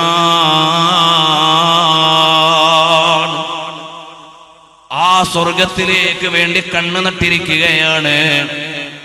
അതല്ലേ അറിയേണ്ടത്. അതുകൊണ്ട് താൽക്കാലികമായ ഒരു കാര്യലാഭത്തിനും നീ മതത്തിന്റെ നിയമങ്ങളെ മറക്കാൻ പാടില്ല, മതത്തിന്റെ നിയമങ്ങളെ ബലി കഴിക്കാൻ പാടില്ല. ഇവിടെ ഗവൺമെന്റ് നിയമം പാസാക്കിയത് കൊണ്ടോ വേറെ ആരെങ്കിലും സംവരണം പറഞ്ഞതുകൊണ്ടോ അതിനെ ന്യായീകരിക്കാൻ ആള് വന്നതുകൊണ്ടോ എന്റെ ഹബീബായ സല്ലല്ലാഹു അലൈഹി വസല്ലം തങ്ങൾ പറഞ്ഞത് ശരിയായില്ല എന്നൊരാളും ചിന്തിക്കണ്ട. ഇവിടെ 50% സംവരണം ഉണ്ട്. കുറെ താത്താമാരും ഇത്താമാരും പെങ്ങന്മാരും ഒക്കെ മത്സരിക്കാൻ നിൽക്കുന്നുണ്ട്. അതിവിടെ നടക്കുന്ന ഒരു റിയാലിറ്റിയാണ്, രാഷ്ട്രീയ സ്വഭാവമാണ്. പക്ഷേ അതുകൊണ്ട് സ്ത്രീകളെ അധികാരമേൽപ്പിക്കുന്ന സമൂഹത്തിന് പ്രശ്നമുണ്ടെന്ന് പറഞ്ഞ പുണ്യ ഹബീബിന്റെ വാചകം മാറ്റിവെക്കാൻ എനിക്ക് പറ്റൂല. സ്ത്രീകളുടെ കൈകാര്യ മേഖലകളെ കുറിച്ച് നിർണയിച്ചു തന്ന മുത്തു ഹബീബിന്റെ നിയമത്തെ മാറ്റിവെക്കാൻ എനിക്ക് പറ്റൂല. കാര്യങ്ങളുടെ താല്പര്യങ്ങളുടെയും മറ്റ് അവകാശങ്ങളുടെയൊക്കെ പേരിൽ നടക്കുന്നുണ്ടാവാം. എന്നതുകൊണ്ട് എന്റെ എല്ലാമായ നേതാവ് സല്ലല്ലാഹു അലൈഹി വസല്ലം തങ്ങളുടെ നയവും നിയമങ്ങളും അത് കുറവുള്ളതാണെന്ന് ചിന്തിക്കാൻ എനിക്ക് പറ്റൂല. ഞാൻ ഇന്ന് ഈ വിഷയം നിങ്ങളോട് സംബോധന ചെയ്യുന്നതിന്റെ ലക്ഷ്യം ഇതാണ്. ലോകത്തിന്റെ ഘടനകളും നിയമങ്ങളും എല്ലാം മാറി മാറി വരുമ്പോഴും നീ മതത്തിന്റെ കാഴ്ചപ്പാടിലൂടെ നീ വിഷയങ്ങളെ വിലയിരുത്തണേ മോനെ. താൽക്കാലിക ലാഭത്തിന് വേണ്ടി നീ മതത്തെ മാറ്റിവെക്കല്ലേ. കാരണം ഇവിടെ കാണുന്ന ഒരു മഹാരസമുണ്ട്. ഇസ്ലാമിക ഖിലാഫത്തിൽ അധികാരമെന്ന് പറഞ്ഞാൽ അതൊരു ഉത്തരവാദിത്വ ബോധമുള്ള വലിയ കാര്യമാണ്. അതുകൊണ്ട് തന്നെ സിദ്ദീഖുൽ അക്ബർ തങ്ങൾ സ്ഥാനാർത്ഥിയായിരുന്നില്ല, ഖലീഫയായി. ഉമറുൽ ഫാറൂഖ് തങ്ങൾ സ്ഥാനാർത്ഥിയായിരുന്നില്ല, പക്ഷേ ഭരണാധികാരിയായി. ഉസ്മാൻ ഇബ്നു അഫ്ഫാൻ തങ്ങൾ സ്ഥാനാർത്ഥിയായിരുന്നില്ല, പക്ഷേ ഭരണാധികാരിയായി. അലിയുൽ മുർത്തദ തങ്ങൾ സ്ഥാനാർത്ഥിയായിരുന്നില്ല, മറിച്ച് ഭരണാധികാരിയായി. കാരണമെന്തേ? അവരാരും അധികാരത്തെ കൊതിച്ചവരല്ല. അധികാരം ഒരു ഉത്തരവാദിത്വമാണെന്ന നിലക്ക് പേടിച്ചവരാണ്. കണ്ടില്ലേ മഹാനായ ഉമർ ഇബ്നു അബ്ദുൽ അസീസ് റളിയല്ലാഹു അൻഹു ആരാണ്? 5ാം ഖലീഫയാണ്. മഹാനവറുകളുടെ മുമ്പുള്ള ഭരണാധികാരി അബ്ദുൽ മലിക് ബിൻ മർവാനാണ്. അബ്ദുൽ മലിക് ബിൻ മർവാൻ എന്നവരുടെ വിയോഗാനന്തരം ഉമർ ബിൻ അബ്ദുൽ അസീസ് എന്നവരോട് ജനങ്ങൾ പറയുകയാണ്, നിങ്ങൾ ഞങ്ങളുടെ ഭരണാധികാരിയാവണേ. ഉമർ ബിൻ അബ്ദുൽ അസീസ് തങ്ങൾ പറഞ്ഞു, എനിക്ക് ആ അധികാരം വേണ്ട, ഞാൻ ഭരണാധികാരിയാവുന്നില്ല, എനിക്ക് പേടിയാണ്, അള്ളാന്റെ അടുക്ക കണക്ക് പറയേണ്ടതാണ്, എനിക്ക് ബേജാറാണ്, ഞാൻ വരുന്നില്ല. അപ്പ ജനങ്ങള് പറയുകയാണ്, നിങ്ങളല്ലാത്ത ഒരു ഭരണാധികാരി ഞങ്ങൾക്ക് വേണ്ട. ആ ഉമർ ഇബ്നു അബ്ദുൽ അസീസ് റളിയല്ലാഹു അൻഹുവിന്റെ ഭാര്യ ആരാണ്? ഉമ്മമാര് പെങ്ങന്മാരറിയണം, ഒരു സാധാരണക്കാരിയായ പെണ്ണല്ല. ഫാത്തിമ എന്ന മഹദിയാണ്, ഫാത്തിമത്ത് ബിൻത് അബ്ദുൽ മലിക്. ആ മഹദിയായ ഫാത്തിമ ബീവി ആരാണ്? ബിൻതുൽ ഖലീഫത്തി വൽ ഖലീഫത്തു ജദ്ദുഹാ ഉഖ്തുൽ ഖലായിഫി വൽ ഖലീഫത്തു സൗജുഹാ. വാപ്പയും ഭരണാധികാരിയാണ്, വലിയുപ്പയും ഭരണാധികാരിയാണ്, 4 സഹോദരന്മാരും ഭരണാധികാരികളാണ്, ഭർത്താവും ഭരണാധികാരിയാണ്. ഇതുപോലെ ഒരു സ്ത്രീയെ ലോക ചരിത്രത്തിലില്ലെന്ന് ഇബ്നുൽ ഖയ്യിമുൽ ജൗസിയ്യ എഴുതുകയാണ്. ആ മഹദി അവറുകൾ അതാ ഒരു ദിവസം വരുന്നു, ഭർത്താവായ ഉമർ ബിൻ അബ്ദുൽ അസീസ് റളിയല്ലാഹു അൻഹുവിന്റെ അടുക്കലേക്ക്. ദഖൽതു അലാ ഉമറ യൗമൻ, ഒരു ദിവസം ഉമർ ബിൻ അബ്ദുൽ അസീസ് തങ്ങളാകുന്ന എന്റെ ഭർത്താവിന്റെ അടുക്കലേക്ക് ഞാൻ കടന്നു വന്നു. വഹുവ ജാലിസുൻ ഫീ മുസല്ലാ, അവിടുന്ന് മുസല്ലയിൽ ഇരിക്കുകയാണ്. വാദിഅൻ ഖദ്ദഹു അലാ യദിഹി, അതാ തലയും കയ്യിൽ ചാരിയിട്ട് കരയുകയാണ്. വദുമൂഉഹു തസീൽ, കണ്ണുനീര് അടർന്ന് വീഴുകയാണ്. ഭരണാധികാരിയായ ഭർത്താവ് ഉമർ ബിൻ അബ്ദുൽ അസീസ് തങ്ങൾ ഇരിക്കുകയാണ്, മുസല്ലയിൽ ഇരുന്നുകൊണ്ട് തല കയ്യിൽ ചാരിയിട്ട് കരയുകയാണ്. ഫഖുൽതു ലഹു, ഞാൻ ചോദിച്ചു മഹാനവറുകളോട്, മാ ബാലുക വഫീമ ബുകാഉക, എന്തേ പ്രശ്നം, എന്തേ കരയുന്നത്? ഉടനെ അവിടുന്ന് പറയുകയാണ്, വൈഹക്കി യാ ഫാത്തിമ, ഓ ഫാത്തിമ, കഷ്ടം തന്നെ. ഇന്നി ഖദ് വല്ലൈതു മിൻ അംരി ഹാദിഹിൽ ഉമ്മത്തി മാ വല്ലൈതു ഫഫക്കർതു ഫിൽ ഫഖീറിൽ ജാഇഇ വൽ മരീദിൽ ളാഇഇ വൽ ആരിൽ മജ്ഹൂദി വൽ യതീമിൽ മക്സൂരി വൽ മദ്ലൂമിൽ മഖ്ഹൂരി വൽ ഗരീബി വൽ അസീരി വശൈഖിൽ കബീരി വൽ അർമിലത്തിൽ വഹീദത്തി വൽ ഇയാലിൽ കസീരി വൽ റിസ്ഖിൽ ഖലീൽ. അല്ലയോ ഭവതി, ഞാനിങ്ങനെ ഇരിക്കുമ്പോൾ ആലോചിക്കുകയാണ്, ദരിദ്രരായ ജനങ്ങൾ, പാവപ്പെട്ടവരായ ജനങ്ങൾ, വേദന അനുഭവിക്കുന്ന രോഗികൾ, വീടില്ലാത്ത ആളുകൾ, ഉടുതുണിക്ക് മറുതുണിയില്ലാത്തവർ, വന്യത അനുഭവിക്കുന്ന വിധവകൾ, അതുപോലെ അംഗങ്ങളേറെയുണ്ട്, വരുമാനം കുറവുള്ള കുടുംബങ്ങൾ, ഇതെല്ലാത്തിനെ കുറിച്ചും ഞാനിങ്ങനെ ആലോചിക്കുകയാണ്. എന്നിട്ടോ ഇതെല്ലാം ചിന്തിച്ചപ്പോ എന്റെ മനസ്സിലേക്ക് വരുന്നത്, ഫഅലിംതു അന്ന റബ്ബീ സയസ്അലുനി അൻഹും യൗമൽ ഖിയാമ.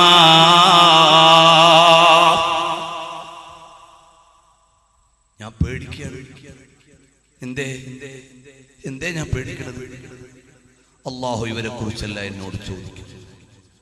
അല്ലാഹു ചോദിക്കും എന്നോട്, നിങ്ങളുടെ ഭരണപ്രവിശ്യയിൽ ഒരു രോഗി ഉണ്ടായില്ലേ, ഒരു വിധവ ഉണ്ടായില്ലേ, വീടില്ലാത്തവരുണ്ടായില്ലേ, പലതും ഉണ്ടായില്ലേ, അവകാശങ്ങൾ ലഭിക്കേണ്ട ഏറെ ആളുകൾ ഉണ്ടായില്ലേ, ഉണ്ടായിരുന്നില്ലേ എന്ന് ചോദിക്കും. അങ്ങനെ ചോദിക്കുമ്പോൾ അള്ളാഹുവിന്റെ അടുക്കലുള്ള ചോദ്യത്തെ കുറിച്ച് ഞാൻ ബേജാറാവാണ്. പിന്നെ ഒരു കാര്യം കൂടിയുണ്ട്, ഫഅലിംതു അന്ന റബ്ബി സയസ്അലുനി അൻഹും യൗമൽ ഖിയാമ വഅന്ന ഖസ്മി ദൂനഹും യൗമഇദിൻ മുഹമ്മദ് സല്ലല്ലാഹു അലൈഹി വസല്ലം.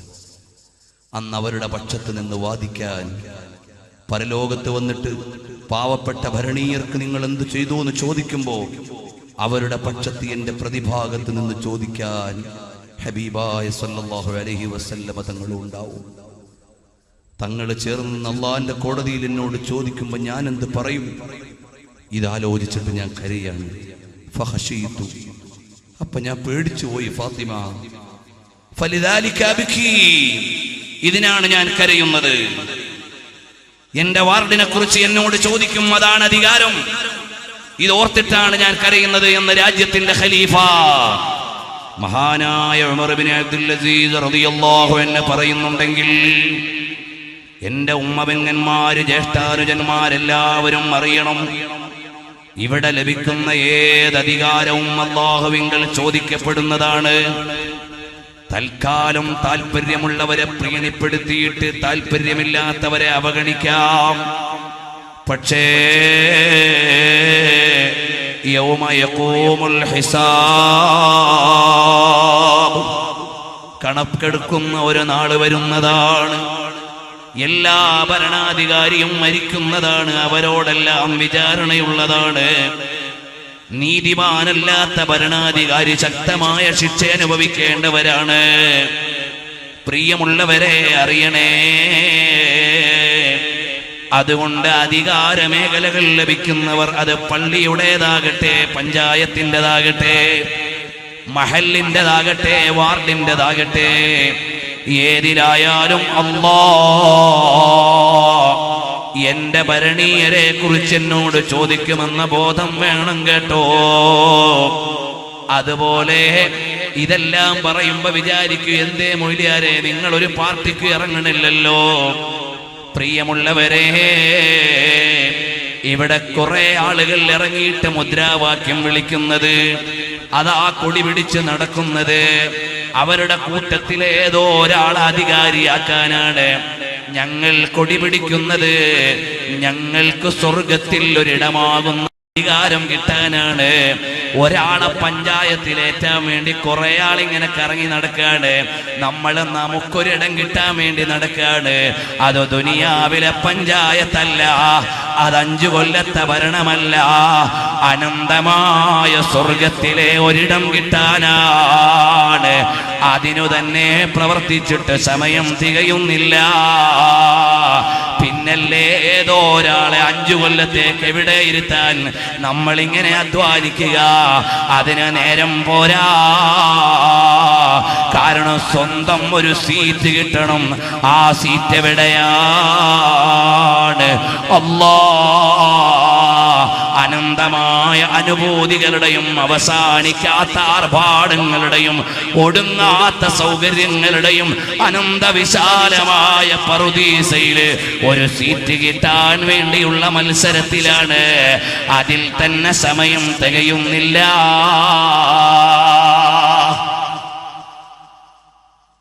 നമ്മുടെ ആയുസ് നമുക്ക് നല്ലൊരു സ്ഥലത്ത് സീറ്റ് കിട്ടാൻ വേണ്ടി അധ്വാനിക്കാൻ തന്നെ തികയണില്ല. പിന്നല്ലേ ഏതോ ഒരാൾ 5 കൊല്ലത്തേക്ക് കയറ്റാൻ നമ്മൾ അങ്ങോട്ട് പോയി കൊടുക്കാം. ഈ രാജ്യത്ത് ജീവിക്കുമ്പോൾ നമ്മുടെ സമ്മതിദാനാവകാശം രേഖപ്പെടുത്തും. അത് നമ്മൾ വിവേകത്തോടെയും കാര്യബോധത്തോടെയും ചെയ്യും. പക്ഷേ ആരെയും അങ്ങനെ കയറ്റാൻ ഇറങ്ങാൻ നമുക്ക് നേരമില്ല. സ്വന്തം ബേജാറിലാണ്. അതിവിടുത്തെ നിയമസഭയിൽ സീറ്റ് കിട്ടുമോ എന്ന ബേജാറല്ല, പാർലമെന്റിലെത്തുമോ എന്ന ബേജാറല്ല. എല്ലാം കഴിഞ്ഞു ചെല്ലുന്ന ഒരു ലോകത്തെ സീറ്റിന് വേണ്ടിയുള്ള ബേജാറാണ്. അതിനു വേണ്ടിയുള്ള മത്സരമാണ്, അല്ലെങ്കിൽ അതിനു വേണ്ടിയുള്ള അധ്വാനമാണ്. അതുകൊണ്ട് എൻ്റെ സുന്നത്ത് ജമാഅത്തിന്റെ ദീനിന്റെ പ്രവർത്തകരോട് പറയാനുള്ളത്, നമ്മൾ കാര്യബോധത്തോടെ പെരുമാറുന്നവരാകണം. ഈ ജീവിതം നൈമിഷികമായ ജീവിതമാണ്, താൽക്കാലികമായ ജീവിതമാണ്.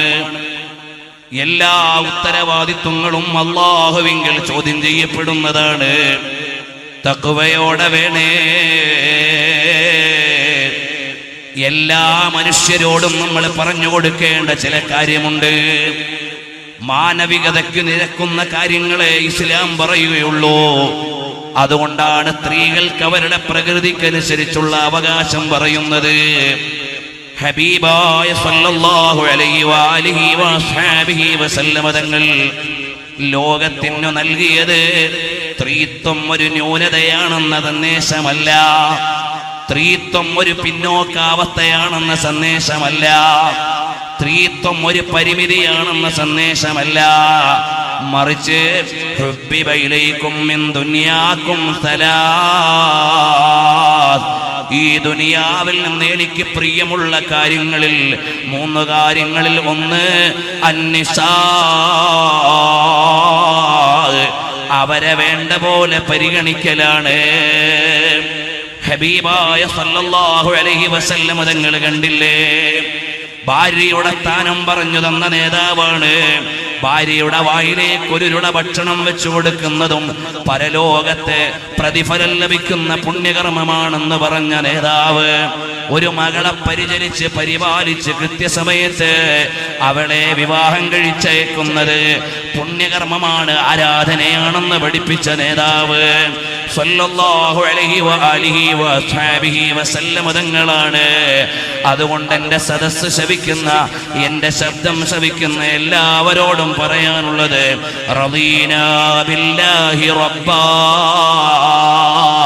മോനെ റബ്ബായി അല്ലാഹനെ കൊണ്ട് തൃപ്തിപ്പെടണം. റളീനാ ബില്ലാഹി റബ്ബാ, അല്ലാഹു അല്ലാതെ വേറൊരു റബ്ബില്ല.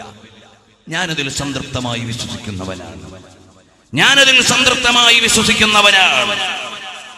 വബിൽ ഇസ്ലാമി ദീനാ, വബിൽ ഇസ്ലാമി ദീനാ, എനിക്ക് ദീനായി ഇസ്ലാം മതി, ഞാനതിൽ തൃപ്തിപ്പെട്ടവനാണ്.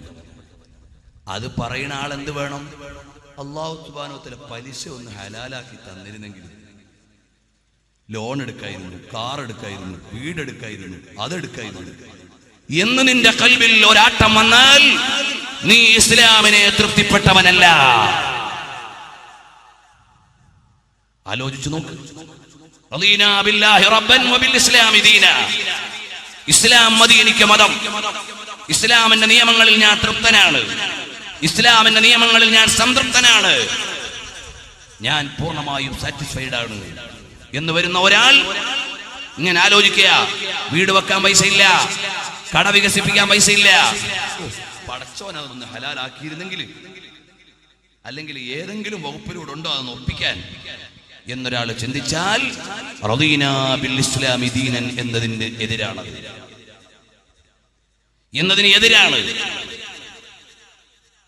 ഇവിടെ വിവാഹപൂർവമായ ലൈംഗിക ബന്ധങ്ങൾ നിഷിദ്ധമാണ്.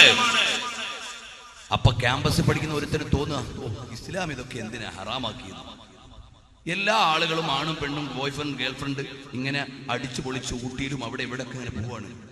എനിക്കും അങ്ങനെയൊക്കെ ഒരു അവസരം കിട്ടിയിരുന്നെങ്കിൽ, ഇസ്ലാം ഉള്ളോണ്ടാണല്ലോ പറ്റാത്തത് എന്നൊരുത്തിന് തോന്നിയാൽ അവൻ ഈ പദവിയിൽ നിന്ന് പുറത്താണ്. റളീനാ ബിൽ ഇസ്ലാമി ദീന, ഇസ്ലാം ദീന കൊണ്ട് തൃപ്തിപ്പെടണമെങ്കിൽ അതിന്റെ നിയമങ്ങളിൽ നമ്മൾ സംതൃപ്തരാകണം. അല്ലാതെ ഒരു അഡ്ജസ്റ്റ്മെന്റ് മുസ്ലിം, എനിക്ക് നേട്ടം കിട്ടണമെങ്കിൽ അത് വേണം, എന്നാ ഇസ്ലാം അങ്ങനെ ഇരിക്കട്ടെ, എന്റെ വീട് വെക്കണോ ഈ പലിശ എടുക്കണം, ഇസ്ലാം അങ്ങനെ ഇരിക്കട്ടെ, അങ്ങനെ ഒരു ഒപ്പിക്കബിൾ ഇസ്ലാം അതില്ല. ഇസ്ലാമിനെ പൂർണ്ണമായും ഉൾക്കൊള്ളണം. ഉമർ ബിൻ ഖത്താബ് റളിയല്ലാഹു അൻഹു പറഞ്ഞു, അഅസ്സനല്ലാഹു ബിൽ ഇസ്ലാം, അല്ലാഹു സുബ്ഹാനഹു വ തആല ഇസ്ലാം കൊണ്ട് നമുക്ക് പ്രതാപം നൽകി. ഞാൻ എൻ്റെ എല്ലാമായ പ്രിയപ്പെട്ട യുവാക്കളോട് പറയാണ്, കൂട്ടുകാരാ, നിന്റെ യുവത്വത്തിന്റെ തിളപ്പിൽ നിന്റെ ആഖിറം നഷ്ടപ്പെടുത്തരുത്. ആരെയും നിന്റെ നാവുകൊണ്ട് നീ വേദനിപ്പിക്കരുത്. എതിർ സ്ഥാനാർത്ഥിയെക്കുറിച്ച് പോലും നീ അപകീർത്തി പറയരുത്, ഇല്ലാത്തത് പറയരുത്, കളവ് പറയരുത്. നിന്റെ എതിർപക്ഷത്ത് മത്സരിക്കുന്ന സ്ഥാനാർത്ഥിയാണെങ്കിൽ പോലും നീ അവനോട് അനീതിയായി പെരുമാറാൻ പാടില്ല.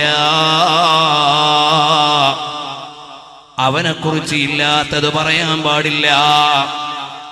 അവൻ കള്ളനാണെന്നോ കൊള്ളക്കാരനാണെന്നോ അവൻ അടിച്ചു മാറ്റിയവനാണെന്നോ നീ നിന്റെ സ്വകാര്യ താല്പര്യത്തിന് വേണ്ടി പറയാൻ പാടില്ല. കാരണം ഇതെല്ലാം നാളെ അങ്ങ് തീരുന്നതാണ്. എല്ലാം കൈയൊഴിഞ്ഞുകൊണ്ട് നീ പോകേണ്ട ഒരു ലോകമുണ്ട്. ആ ലോകമാണ് പരലോകമെന്ന് പറയുന്നത്. അവിടെ നീതിയുള്ളവർക്കാണ് ജയമുള്ളത്. യൗമുത്തഗാബുൻ, അതാ യൗമുൽ ഹിസാബ്, യൗമുൽ ഖിയാമ. മഹാനരായ നബി സല്ലല്ലാഹു അലൈഹി വസല്ലം തങ്ങളുടെ രോമങ്ങൾ നരച്ചിരിക്കുകയാണ്. സിദ്ദീഖുൽ അക്ബർ തങ്ങൾ ചോദിച്ചു, എന്തേ തങ്ങളെ നരച്ചത്? അവിടുന്ന് പ്രായമേറെയായിട്ടില്ല. അറബികൾ സാധാരണ അക്കാലത്ത് 80 കഴിഞ്ഞേ നരയ്ക്കാറുള്ളൂ. നബി സല്ലല്ലാഹു അലൈഹി വസല്ലം തങ്ങൾക്ക് 63 വയസ്സല്ലേ വഫാത്താകുമ്പോഴുള്ളൂ. 17 രോമങ്ങൾ അവിടുത്തേത് നരച്ചതാണ്. ചോദിച്ചു, അല്ല തങ്ങളെ എന്തേ നരച്ചു പോയത്? ശയ്യബത്തിനി ഹുദുൻ വഖവാതുഹാ. സിദ്ദീഖുൽ അക്ബർ, ഹൂദ് സൂറത്തും അതിന്റെ സഹോദരിമാരുമാണ് എന്നെ നരപ്പിച്ചു കളഞ്ഞത്. ഹൂദ് സൂറത്തിലെ ഏത് പരാമർശമാണ് തങ്ങളെ നരപ്പിച്ചു കളഞ്ഞത്? ഉടനെ ലോക ഗുരുവായ സല്ലല്ലാഹു അലൈഹി വസല്ലം തങ്ങൾ പറയാണ്, ഫസ്തഖിം കമാ ഉമിർത, കൽപ്പിക്കപ്പെട്ടതുപോലെ നേർവഴിക്ക് നടന്നോളണം എന്ന് പരിശുദ്ധമായ ഖുർആൻ അങ്ങ് പറഞ്ഞപ്പോൾ ഞാൻ പേടിച്ച് വിറച്ചുപോയി. ഇസ്തഖിം കമാ ഉമിർത എന്ന് പറഞ്ഞാൽ കൽപ്പിക്കപ്പെട്ടതുപോലെ നേർവഴിക്ക് നടന്നോളണം, നേരെ ചൊവ്വയായിക്കോളണം എന്ന് പറഞ്ഞപ്പോൾ അല്ലാഹുവിന്റെ നിയമങ്ങളെ പാലിക്കുകയും അവന്റെ കൽപ്പനകളെ അനുസരിക്കുകയും അവന്റെ വിരോധങ്ങളെ അനുസരിക്കുകയും എല്ലാം ചെയ്യുന്നതെങ്ങനെ എന്ന ബേജാറാണ്. നബി സല്ലല്ലാഹു അലൈഹി വസല്ലം തങ്ങൾ ആരാണ്? അത്ഖാകും ബില്ലാഹി അനാ, അല്ലാഹുവിനെ ഏറ്റവും സൂക്ഷിച്ച് ഭയന്ന നേതാവ് പേടിച്ചു പോയെങ്കിൽ എനിക്കും നിങ്ങൾക്കുമുള്ള അവസ്ഥ എന്താണ്? അള്ളാന്റെ നിയമങ്ങളെ മാനിക്കണ്ടേ മോനെ? അള്ളാന്റെ കൽപ്പന വെറുതെയാണോ മോനെ? ചെറുപ്പക്കാരാ, അള്ളാഹുവിനെ കുറിച്ച് നീ എന്താണ് ചിന്തിച്ചത്? അവൻ പരമാധികാരിയാണ്, അവൻ പരമാധികാരിയാണ്. അവൻ തീരുമാനിച്ചത് മാറ്റാൻ ഇവിടെ ആർക്കും സാധ്യമല്ല. അവൻ തടഞ്ഞാൽ തരാൻ ആർക്കും സാധ്യമല്ല. അവൻ തന്നാൽ തടയാൻ ആർക്കും സാധ്യമല്ല. അല്ലാഹ് അല്ലാഹ് അല്ലാഹ്, അവൻ തന്നത് തടയാൻ ആർക്കും സാധ്യമല്ല. പിന്നെ ഞാൻ എന്തിനാണ് ബേജാറാകുന്നത്? അവൻ തടഞ്ഞത് തരാൻ ആർക്കും സാധ്യമല്ല. പിന്നെ ഞാൻ എന്തിനാണ് വേറെ ആളെ ആലോചിച്ച് ബേജാറാകുന്നത്? മോനെ, അല്ല കൽപ്പിച്ചത് ചെയ്തില്ലെങ്കിൽ ആക്ഷൻ എടുക്കാൻ അവൻ അധികാരമുണ്ട്. അവന്റെ അധികാരത്തിന്റെ മേലെ ഒരു കൈമടക്കില്ല, ഒരു സ്വാധീനമില്ല. വേറെ ആർക്കും കൈയിടാൻ അധികാരമില്ല. അല്ല പറഞ്ഞു നിസ്കരിച്ചോളണം, നിസ്കരിച്ചില്ലെങ്കിൽ ശിക്ഷയുണ്ട്. അവിടെ നിന്നെ ശിക്ഷിക്കാൻ റബ്ബ് തീരുമാനിച്ചാൽ ഒരു മന്ത്രിയെ വിളിച്ചിട്ടും കാര്യമില്ല, ഒരു MLA വിളിച്ചിട്ടും കാര്യമില്ല, ഒരു വകുപ്പ് മന്ത്രിയെ വിളിച്ചിട്ടും കാര്യമില്ല, ഒരു ഓഫീസറെ വിളിച്ചിട്ടും കാര്യമില്ല. അങ്ങനെയുള്ള റബ്ബാണല്ലാഹ്.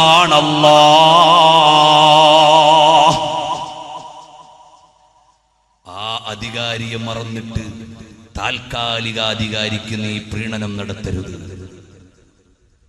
ആ അധികാരിയെ മറന്നിട്ട് തൽക്കാല അധികാരികളുടെ പൂജകന്മാരാകരുത്. ഭയക്കേണ്ട അധികാരി അല്ലാഹ്. അല്ലാഹ് അവൻ ഒരാളെ ഉയർത്താൻ തീരുമാനിച്ചാൽ ഒരൊറ്റ ശക്തിക്കും തടുക്കാൻ സാധ്യമല്ല. അവൻ ഒരാളെ ഇരുത്താൻ തീരുമാനിച്ചാൽ ഉയർത്താൻ ഒരു ശക്തിക്കും സാധ്യമല്ല. പിന്നെ ചില ആളുകൾ അധികാരം കിട്ടുമ്പോൾ തന്നിഷ്ടം പ്രവർത്തിക്കും. അങ്ങനെയുള്ളവരെ പടച്ചവൻ വെറുതെ വിട്ടിട്ടില്ല. അത് അല്ലാഹുവിന്റെ സുന്നത്താണ്. നോക്കൂ, ഫറോവ അധികാരം കിട്ടിയപ്പോൾ അയാൾ ചെയ്തത് എന്താണ്? വർഗീയവാദമുണ്ടാക്കി. ആളുകളുടെ ഇടയിൽ ഗ്രൂപ്പ് തിരിച്ചു, പ്രശ്നങ്ങൾ ഉണ്ടാക്കി. പരിശുദ്ധമായ ഖുർആൻ പറഞ്ഞില്ലേ, ഫറോവ എന്താണ് ചെയ്തത്? ഇന്ന ഫിർഔന അലാ ഫിൽ അർളി വജഅല അഹ്ലഹാ ശിയഅൻ യസ്തദഇഫു ത്വായിഫതൻ മിൻഹും യുദബ്ബിഹു അബ്നാഅഹും വയസ്തഹീ നിസാഅഹും ഇന്നഹു കാന മിനൽ മുഫ്സിദീൻ. ഇന്ന ഫിർഔന അലാ ഫിൽ അർളി, ഫറോവ ഭൂമി ലോകത്ത് അധികാരിയായിട്ട് അവൻ പറഞ്ഞു, അന റബ്ബുകുമുൽ അഅ്ലാ, ഞാനാണ് റബ്ബ്, എന്റെ മേലെ അധികാരിയില്ല, ഞാൻ ഇഷ്ടം പോലെ ചെയ്യും. എന്നിട്ട് വജഅല അഹ്ലഹാ ശിയഅൻ, അദ്ദേഹത്തിന്റെ ഭരണീയരെ വിവിധങ്ങളായി കാറ്റഗറൈസ് ചെയ്തു. പരിശുദ്ധമായ ഖുർആൻ അവിടുന്ന് പറഞ്ഞില്ലേ, وجعل أهلها طوائف وفرقا يستذل طائفة منهم من بني إسرائيل. പരിശുദ്ധമായ ഖുർആൻ പറയുകയാണ്, മുഫസ്സിറുകൾ അതിനെഴുതുന്ന വ്യാഖ്യാനം ഇങ്ങനെയാണ്, وجعل أهلها طوائف وفرقا, ഭരണീയരെ വ്യത്യസ്തങ്ങളായ വർഗങ്ങളാക്കി, വർഗീകരിച്ചു, വംശീകരിച്ചു. എന്നിട്ട് സംഘടനം നടത്തി, പ്രശ്നങ്ങൾ ഉണ്ടാക്കി. അങ്ങനെയുള്ള ഫറോവ എന്ന അധികാരിയെ അല്ലാഹു സുബ്ഹാനഹു വ തആല ഏറെക്കാലം വെച്ചില്ല. വനുരീദു അൻ നമുന്ന അലല്ലദീന ഇസ്തുദ്ഇഫൂ ഫിൽ അർളി വനജ്അലഹും അഇമ്മതൻ വനജ്അലഹുമുൽ വാരിസീൻ. അധകൃത വർഗത്തിന് അധികാരം നൽകിയിട്ട് അധികാരത്തിന്റെ അനന്തരം അവർക്കാണ് നൽകിയത്. അവസാനം ഫറോവ യഥാ സമുദ്രത്തിൽ മുങ്ങിച്ചാവുകയാണ്. റാംസിസ് രണ്ടാമൻ എന്ന ഫറോവയുടെ ഇപ്പോഴും ഈജിപ്തിലെ മ്യൂസിയത്തിൽ വെച്ചിട്ടുണ്ട് സഹോദരന്മാരെ. അത് ലോകാവസാനം വരെയുള്ള ധിക്കാരികൾക്കുള്ള പാഠമാണ്, അഹങ്കാരികൾക്കുള്ള ദൃഷ്ടാന്തമാണ്. അതുകൊണ്ട് അധികാരം ലഭിക്കുന്നവർ ഭരണീയരുടെ ഇടയിൽ നിന്ന് നീതി ഇല്ലായ്മ ചെയ്യാൻ പാടില്ല, അനീതി പ്രവർത്തിക്കാൻ പാടില്ല, വർഗീയത കാണിക്കാൻ പാടില്ല, തമ്മിൽ പോരുണ്ടാക്കാൻ പാടില്ല, അവകാശ നിഷേധം നടത്താൻ പാടില്ല.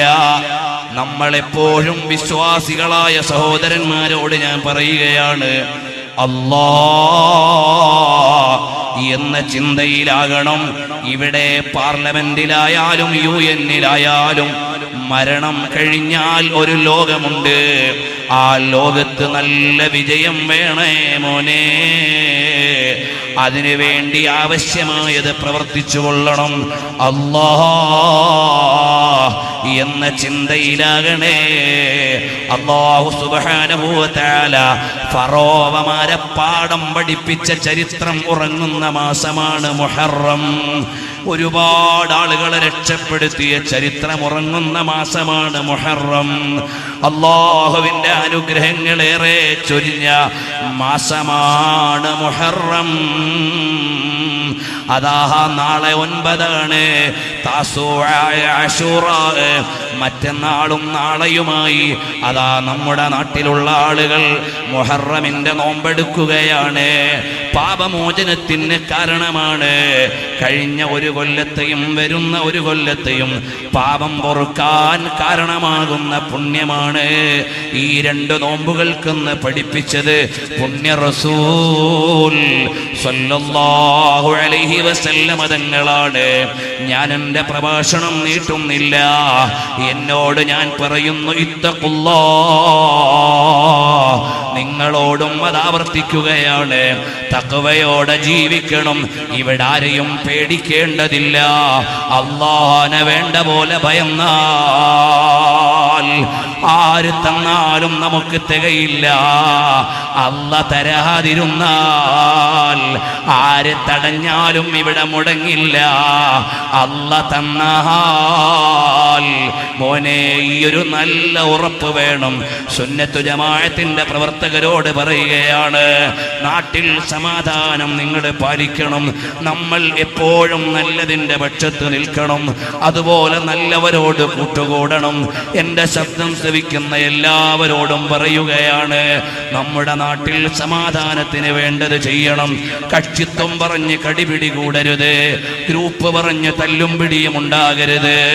ആളുകളെ അവഹേളിക്കരുത്. പണ്ഡിതന്മാരെ ആക്ഷേപിക്കരുത്. സാദാത്തുക്കളെ കുറ്റം പറയരുത്. എതിർകക്ഷിക്കാരനോട് അനീതി ചെയ്യരുത്. അനുകൂലക്കാരനോടും അനീതി ചെയ്യരുത്. ഇവിടത്തെ കളിയെല്ലാം തീരും മോനെ. ഇക്കളിയൊന്നും കളിയല്ല, അക്കളി പോലൊരു കളിയില്ല. മരണം എന്നൊരു കളിയുണ്ട്, അക്കളി പിന്നെ കളിയില്ല. മരണം വന്നാൽ നിന്റെ ഈ ദണ്ട് പറച്ചിലൊന്നും അവിടെയില്ല, നിന്റെ ഹൊങ്കുകളൊന്നും അവിടെയില്ല. ഭയക്കേണ്ടത് അല്ലാഹുവിനെയാണ്. തഖ്വ അല്ലാഹുവിനോടാണ് വേണ്ടത്. നല്ല ചിന്തയിൽ ജീവിക്കണം. എനിക്കാരോടും വിരോധമില്ല, എനിക്കാരോടും വിയോജിപ്പില്ല. അഥവാ ഞാൻ എല്ലാവരോടും തഖ്വ കൊണ്ട് വസിയ്യത്ത് ചെയ്യുകയാണ്. മുമ്പേ എൻ്റെ ഖാത്തിഅത്തായ നഫ്സിനോട് ഞാൻ ഓർമ്മപ്പെടുത്തുകയാണ്, ഞാനും നിങ്ങളും അല്ലാഹുവിനെ ചിന്തിക്കണം. ഇവിടത്തെ അധികാരങ്ങളൊന്നും നിലനിൽക്കുന്നതല്ല. കിസ്റ എവിടെ പോയി മോനെ? കൈസർ എവിടെ പോയി മോനെ? റോം എവിടെ പോയി മോനെ? ഇന്ത്യയുടെ പ്രധാനമന്ത്രിമാരെവിടെ പോയി?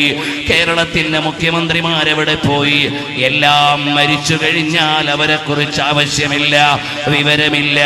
അതേ സമയത്ത് ആലിമായവർ, സ്വാലിഹായവർ, തഖ്വയുള്ളവർ മന്ത്രിമാരോ അധികാരമുള്ളപ്പോൾ പൈലറ്റ് വാഹനമുണ്ട്, ആദരിക്കാൻ ആളുണ്ട്.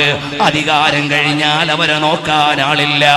ആലിമീങ്ങളോ ഇവിടെ ഏത് കക്ഷി ഭരിച്ചാലും അവരെ ആദരിക്കാൻ ആളുണ്ട്, അവരെ സ്നേഹിക്കാൻ ആളുണ്ട്, അവരെ സ്വീകരിക്കാൻ ആളുണ്ട്. ഇവിടെ ആരാണ് ബുദ്ധിമാൻ? ആലോചിക്കണേ സഹോദരന്മാരെ.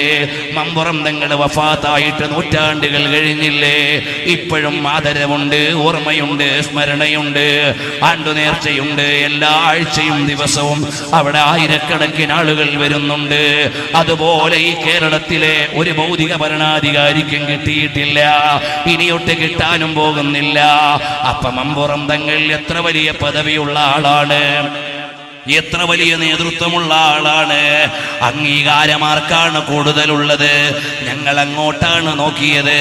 ഡൽഹിയിൽ ചെന്നാൽ മുഗളന്മാരുടെ പലരുടെയും ഖബറുകൾ എവിടെയുണ്ട്. അവരെ അധികാര പീഠങ്ങളിൽ കോട്ടകൾ ഉണ്ടാക്കിയവരാണ്, അതുപോലെ വലിയ സിംഹാസനങ്ങളിൽ ഇരുന്നവരാണ്, വലിയ വലിയ നിർമ്മിതികൾ ഉണ്ടാക്കിയവരാണ്. താജ്മഹൽ പണിതവരുണ്ട്, റെഡ് ഫോർട്ട് പണിതവരുണ്ട്, കോട്ടകൾ ഉണ്ടാക്കിയവരുണ്ട്, സിംഹാസനങ്ങൾ അടക്കി പിടിച്ചവരുണ്ട്. എല്ലാം ശരി, അവരുടെ അടുക്കലേക്ക് ആരും ചെല്ലുന്നില്ല. ഷാജഹാന്റെ ഖബർ എവിടെയെന്ന് ചോദിച്ചാലും പോണില്ല, ബാബർ എവിടെയെന്ന് ചോദിച്ചാലും പോണില്ല, അക്ബർ എവിടെയെന്ന് ചോദിച്ചാലും പോണില്ല. അതേ സമയത്ത് ഡൽഹിയിൽ ചെല്ലുന്ന വിശ്വാസികളും അതുപോലെ സാധാരണക്കാരുമെല്ലാം ചോദിക്കുന്നു, നിസാമുദ്ദീൻ ഔലിയ തങ്ങളുടെ ദർഗ എവിടെ? ബഖ്തിയാറുൽ കാക്കി തങ്ങളുടെ ദർഗ എവിടെ? അതുപോലെ ഷാ വലിയുല്ലാഹി ദഹ്ലവി തങ്ങൾ എവിടെ? ഇന്നും ജനങ്ങൾ അണമുറിയാതെ വരികയാണ്. ആരാണ് അധികാരമുള്ളവർ? ആരാണ് നേതൃത്വം കിട്ടിയവർ? ആലോചിച്ചു നോക്കൂ സഹോദരാ. അതുകൊണ്ട് ആലിമീങ്ങളുടെ വഴിയിലാവണം, സ്വാലിഹീങ്ങളുടെ വഴിയിലാകണം, തഖ്വയോടെ ജീവിക്കണം. എല്ലാ മുത്തഖീങ്ങളുടെയും നേതാവ്, അല്ലാഹുവിന്റെ കാരുണ്യത്തിന്റെ കവാടം, മിഫ്താഹു ബാബി റഹ്മത്തില്ലാഹ്, അല്ലാഹുവിന്റെ കാരുണ്യത്തിന്റെ കവാടം ആരാണ്? അല്ലാഹുവിന്റെ ദാനത്തിന്റെ വഴി ഏതാണ്? അല്ലാഹുവിന്റെ നൽകലിന്റെ വഴിയാരാണ്? ഹബീബി വമലദി വകഅസി വമശ്റബി മുഹമ്മദുർ റസൂലുള്ളാഹി, മുഹമ്മദുർ റസൂലുള്ളാഹി സ്വല്ലല്ലാഹു അലൈഹി വസല്ലം തങ്ങളോട് മഹബ്ബത്ത് വേണം. ഹബീബായ തങ്ങളെ ഇഷ്ടം വെക്കണം. ഖൽബ് സമ്പന്നമാകണമെങ്കിൽ മുത്തുനബി തങ്ങൾ വേണം. തങ്ങളില്ലാത്ത ഖൽബ് കാലിയായ വീടാണ്. തഖ്വയില്ലാത്ത ഖൽബ് ആരൊക്കെയോ കയ്യേറ്റം നടത്തിയ വീട് പോലെയാണ്. എല്ലാ കളിയും ചിരിയൊക്കെ അവസാനിക്കും. ഈ ഇരിക്കുന്ന എല്ലാവരോടും ഞാനും നിങ്ങളും മനസ്സിലാക്കണം, എൻ്റെ വയസ്സുള്ള എത്ര ആൾ മരിച്ചുപോയി. അപ്പൊ എൻ്റെ വയസ്സ് ഇസ്രായേലിന് പരിചയമുള്ള വയസ്സാണ്. നിങ്ങളുടെ ഓരോരുത്തരുടെയും വയസ്സുള്ളവർ മരിച്ചിട്ടുണ്ട്. 40കാരും 50കാരും 20കാരും 30കാരും ഒക്കെ മരിച്ചിട്ടുണ്ട്. മരണത്തിന് പ്രായം പ്രത്യേകിച്ചൊന്നുമില്ല. അതുകൊണ്ട് എപ്പോഴും ആകാം നല്ല ചുറുചുറുപ്പുള്ള ചെറുപ്പക്കാരൻ, പ്രതിഭാധനനായ ഒരു യുവപണ്ഡിതൻ ഹബീബ് നൂറാനി പെട്ടെന്ന് ഡൽഹിയിൽ വെച്ച് അസുഖം വന്ന് നമ്മളോട് വിട പറഞ്ഞു. അള്ളാഹുവിന്റെ വിളിക്കുത്തരം ചെയ്തു. അള്ളാഹുവെ, ആ ചെറുപ്പക്കാരന്റെ ഖബർ നീ സ്വർഗമാക്കണം റഹ്മാനെ. കൊണ്ടോട്ടിക്കടുത്ത് കുറിയേടത്തുള്ള നമ്മുടെ പ്രിയപ്പെട്ട കൊച്ചു പ്രവർത്തകൻ, സാഹിത്യോത്സവിന്റെ പ്രതിഭ നാസിം എന്ന ചെറുപ്പക്കാരൻ നമ്മളോട് വിട പറഞ്ഞു പോയി. അള്ളാഹുവെ, ആ കൂട്ടുകാരന്റെ ഖബർ നീ സ്വർഗമാക്കണം റഹ്മാനെ. ആ മോന് വേണ്ടി ഇവിടെ ദ്വാരുന്നത്, നിങ്ങൾ ആമീൻ പറഞ്ഞത് ഉള്ള ജീവിതം അള്ളാഹുവിന്റെ ദീനിന്റെ മാർഗത്തിൽ ചെലവഴിച്ചതുകൊണ്ടാണ്. നൂറാനിക്ക് വേണ്ടി നമ്മൾ ദുആ ചെയ്തത്, അതുപോലെ എത്രയോ ആള് മരിക്കണം. പക്ഷേ ഇങ്ങനെ ദുആ ചെയ്യപ്പെടുന്നില്ല. ഉള്ള ദിവസം ദീനിന്റെ മാർഗത്തിൽ ചെലവഴിച്ചാൽ നമുക്ക് ദുആ ചെയ്യാൻ ആളുണ്ടാവും, നിസ്കരിക്കാൻ ആളുണ്ടാവും. സയ്യിദ് മുഹമ്മദ് ഉമറുൽ ഫാറൂഖ് അൽ ബുഖാരി തങ്ങൾ 54-ാമത്തെ വയസ്സിൽ ഈ ലോകത്തോട് വിട പറഞ്ഞു. ആപേക്ഷികമായി ചെറിയൊരു ജീവിതം, പക്ഷേ അവിടുന്ന് ഒരു കൊല്ലം കൊണ്ട് മരണയാത്രയ്ക്ക് വേണ്ടി ഒരുങ്ങുകയായിരുന്നു. ഞങ്ങളുടെ കൊല്ലം ഖാദിസിയിൽ എല്ലാ മാസവും സ്വലാത്തിന് വന്നിരുന്നവരാണ്. അവിടുന്ന് ഒരു കൊല്ലം മുമ്പ് തന്നെ എല്ലാവരോടും യാത്ര പറഞ്ഞു തുടങ്ങി. അവസാനം മദീനത്ത് സിയാറത്തിന് ചെല്ലുമ്പോൾ അവിടുന്ന് ദുആ ചെയ്തു, എനിക്ക് ദുനിയാവിനുള്ള എല്ലാത്തിനോടുമുള്ള ഹുബ്ബ് എൻ്റെ ഖൽബിൽ നിന്ന് മാറ്റിത്തരണം, മക്കളോടും കുടുംബത്തോടും എല്ലാത്തിനോടുമുള്ള ബന്ധം എൻ്റെ ഖൽബിൽ നിന്ന് മാറ്റിയിട്ട് നിന്നോട് മാത്രം ആക്കണം എന്ന് ദുആ ചെയ്യുമ്പോൾ കൂടെയുള്ള മക്കളും മരുമക്കളും കരഞ്ഞുപോയി. അത് നാളത്തേക്കുള്ള യാത്രയ്ക്ക് തയ്യാറെടുക്കുകയായിരുന്നു. നിങ്ങൾ ആലോചിച്ചു നോക്ക്, അതുപോലെ ഒരുങ്ങി തയ്യാറായ ഒരു യാത്ര, അല്ലാഹ് എന്ന് വിളിച്ചുകൊണ്ട് സന്തോഷത്തോടെ അള്ളാഹുവിൻ്റെ അനുഗ്രഹങ്ങളുടെ ലോകം കണ്ടുകിടക്കുന്നത് പോലെയുള്ള വിയോഗം. അള്ളാഹു അവിടുത്തെ ദറജകൾ ഉയർത്തിക്കൊടുക്കട്ടെ, അള്ളാഹു അവിടുത്തെ പദവികൾ ഉയർത്തിക്കൊടുക്കട്ടെ. താജുൽ ഉലമാ തങ്ങളുടെ പദവി അള്ളാഹു ഉയർത്തിക്കൊടുക്കട്ടെ. ഇവിടെ നമ്മൾ ഒരുമിച്ച് കൂടുമ്പോൾ പാണ്ഡിത്യത്തിന്റെ നിറകുടമായി നമ്മുടെ തൊട്ട് ചാരത്തുണ്ടായിരുന്ന വൈലത്തൂർ ബാവ ഉസ്താദ്, അള്ളാഹുവെ അവിടുത്തെ പരലോക പദവികൾ നീ ഉയർത്തിക്കൊടുക്കണം റഹ്മാനെ, നീ ഉയർത്തിക്കൊടുക്കണം റഹ്മാനെ, അവിടുത്തെ പദവികൾ നീ ഉയർത്തിക്കൊടുക്കണം റഹ്മാനെ. അവരെല്ലാം ഒരു ജീവിതം കൊണ്ട് 1000 ജീവിതങ്ങളുടെ സൽക്കർമ്മങ്ങൾ ചെയ്തവരാണ്. നമ്മുടെ കയ്യിലെ അമലുകളൊന്നുമില്ല, പാവങ്ങളാണ്, മുഫ്ലിസുകളാണ്, കൈവലഞ്ഞവരാണ്, ഒന്നുമില്ലാത്തവരാണ്. അതുകൊണ്ട് എന്തെങ്കിലുമൊക്കെ കരുതണം. അള്ളാഹുവിൻ്റെ ഔദാര്യമില്ലാതൊരു രക്ഷയും ഇല്ല. അവൻ്റെ ഔദാര്യം കിട്ടാനുള്ള വലിയൊരു വഴി ഹബീബ് മുഹമ്മദുർ റസൂലുള്ളാഹ് സ്വല്ലല്ലാഹു അലൈഹി വസല്ലം തങ്ങളോട് ഹുബ്ബ് വെക്കലാണ്. എൻ്റെ കൂട്ടുകാരെ, ദുനിയാവിലുള്ള എന്തെങ്കിലും വ്യക്തിയോ വസ്തുവോ സാധനമോ സ്നേഹം വെച്ച് നേരം കളയാതെ എല്ലാത്തിലും ഉപരിയായി നബി സല്ലല്ലാഹു അലൈഹി വസല്ലം തങ്ങളെ ഒന്ന് ഹുബ്ബ് വെക്കണം. ആ ഹബീബായ സല്ലല്ലാഹു അലൈഹി വസല്ലം തങ്ങളോട് ഇഷ്ടം വെച്ച് അവസാനം മുദ്ദാഹി ത്വാഹ ലഹിഖാ. എന്തൊരു രസമാണ് ഹബീബ്, എന്തൊരു സൗന്ദര്യമാണ് അവിടുന്ന്. അവിടുത്തെ സൗന്ദര്യം പോലെ ഒരു സൗന്ദര്യം ലോകത്ത് വേറെയില്ല. കാണാനുള്ള കാഴ്ച ഹബീബിനപ്പുറം വേറെയില്ല. കേൾക്കാനുള്ള ഉപദേശം തങ്ങളെക്കാൾ വേറെയില്ല. ഓർക്കാനുള്ളൊരിടം മദീനയേക്കാൾ വേറെയില്ല. അപ്പോൾ നമുക്ക് നബി സല്ലല്ലാഹു അലൈഹി വസല്ലം തങ്ങളെ ഏറെയേറെ സ്നേഹിച്ച് ഒരുപാട് കാണാൻ ഞങ്ങൾക്ക് തൗഫീഖ് നൽകണം അല്ലാഹ്. കൂട്ടുകാരേ, നബി സല്ലല്ലാഹു അലൈഹി വസല്ലം തങ്ങളുമായി ബന്ധപ്പെട്ട ഒരു കാര്യം ബറക്കത്തിന് വേണ്ടി പറഞ്ഞുകൊണ്ട് ഞാൻ നിർത്തുകയാണ്. എല്ലാവർക്കുമെല്ലാം നബി സല്ലല്ലാഹു അലൈഹി വസല്ലം തങ്ങളെന്ന കവാടത്തിലൂടെയാണ് അറിവാളികൾക്കുള്ള അറിവും ഭരണാധികാരികൾക്കുള്ള ഭരണവും എല്ലാം നബി സല്ലല്ലാഹു അലൈഹി വസല്ലം തങ്ങളുടെ കവാടത്തിന്റെ പിന്നിൽ നിന്നാണ്. അതിനൊരു ചെറിയ കാര്യം പറഞ്ഞ് ഞാൻ നിർത്തുകയാണ്. അതാ അലിയുൽ മുർത്തദാ റളിയല്ലാഹു അൻഹു സഇദൽ മിംബർ യൗമൻ, ഒരു ദിവസം മിംബറിൽ കയറി വഖാല സലൂനി, ചോദിച്ചോളൂ ചോദിച്ചോളൂ, എന്തും നിങ്ങൾക്ക് ചോദിക്കാം. കാരണം എന്തേ? ഹാദാ ലുആബു റസൂലില്ലാഹി ഫീ ഫമീ, എന്റെ നാവിൽ നബി സല്ലല്ലാഹു അലൈഹി വസല്ലം തങ്ങളുടെ തുപ്പുനീരുണ്ട്. ഹബീബായ സല്ലല്ലാഹു അലൈഹി വസല്ലം തങ്ങളുടെ തുപ്പുനീരെന്റെ നാവിലുണ്ട്. അതുകൊണ്ട് നിങ്ങൾ എന്തും ചോദിച്ചോ, ഞാൻ മറുപടി പറയാം. വകാന ഫിൽ മജ്ലിസി റജുലുൻ യമാനിയുൻ, യമനിയായ ഒരാൾ അവിടെ ഉണ്ടായിരുന്നു. അയാൾ ചോദിക്കുകയാണ്, ഞാനൊന്ന് ചോദിച്ചോട്ടെ?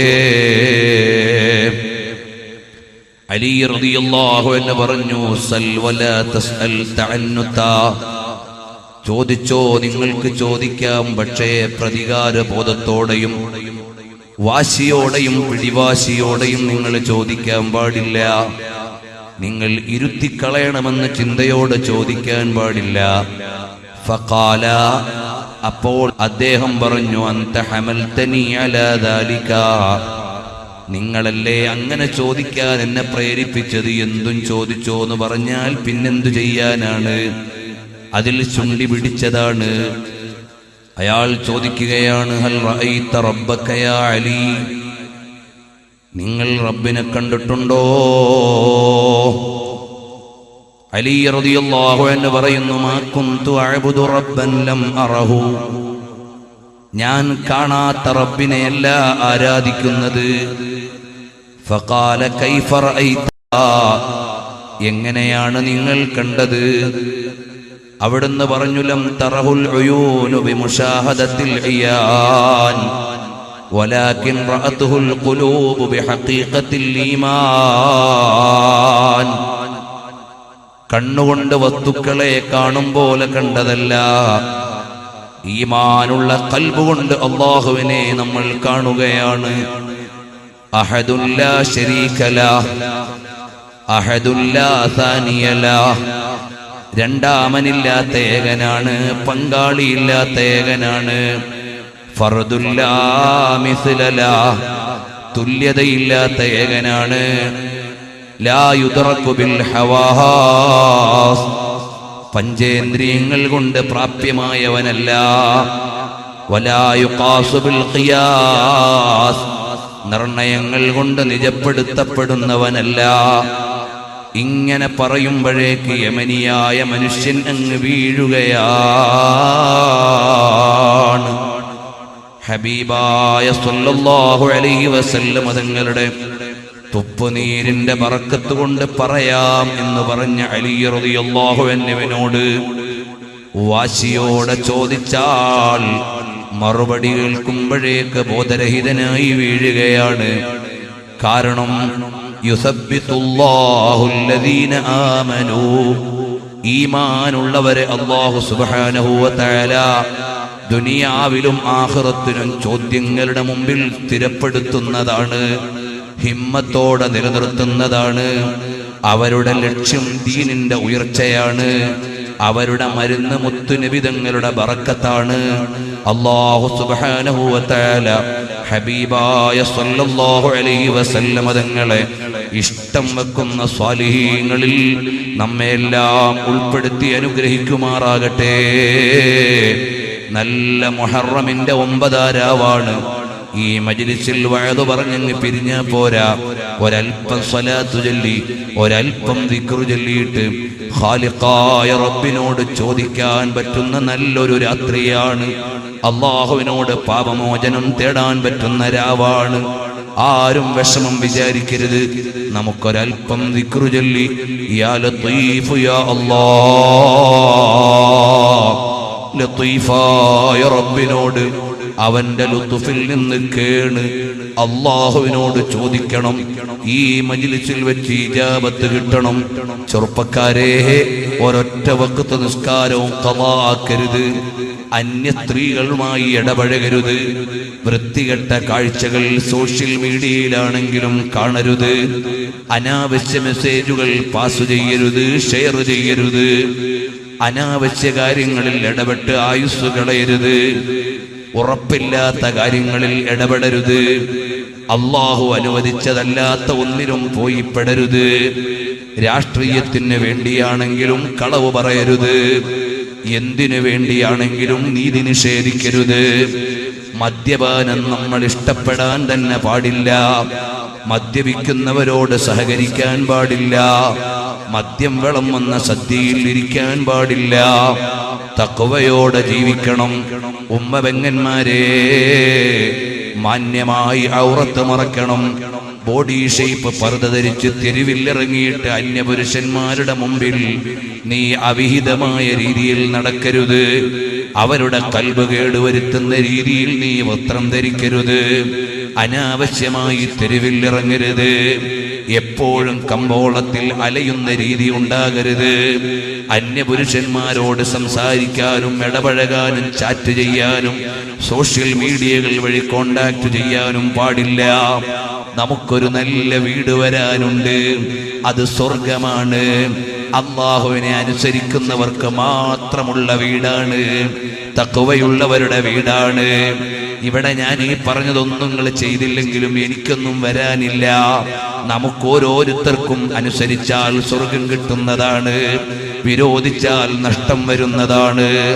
അല്ലാഹ് സാധുക്കളായ ഞങ്ങളുടെ ഓരോ മജ്ലിസും ഞങ്ങൾക്ക് തഖ്വ വർദ്ധിക്കുന്നതും കേൾവിക്കാർക്ക് റബ്ബിലേക്കും ഹബീബിലേക്കും ചിന്ത ഉണർത്തുന്നതുമാക്കി നീ ഖബൂൽ ചെയ്യണം അല്ലാഹ്.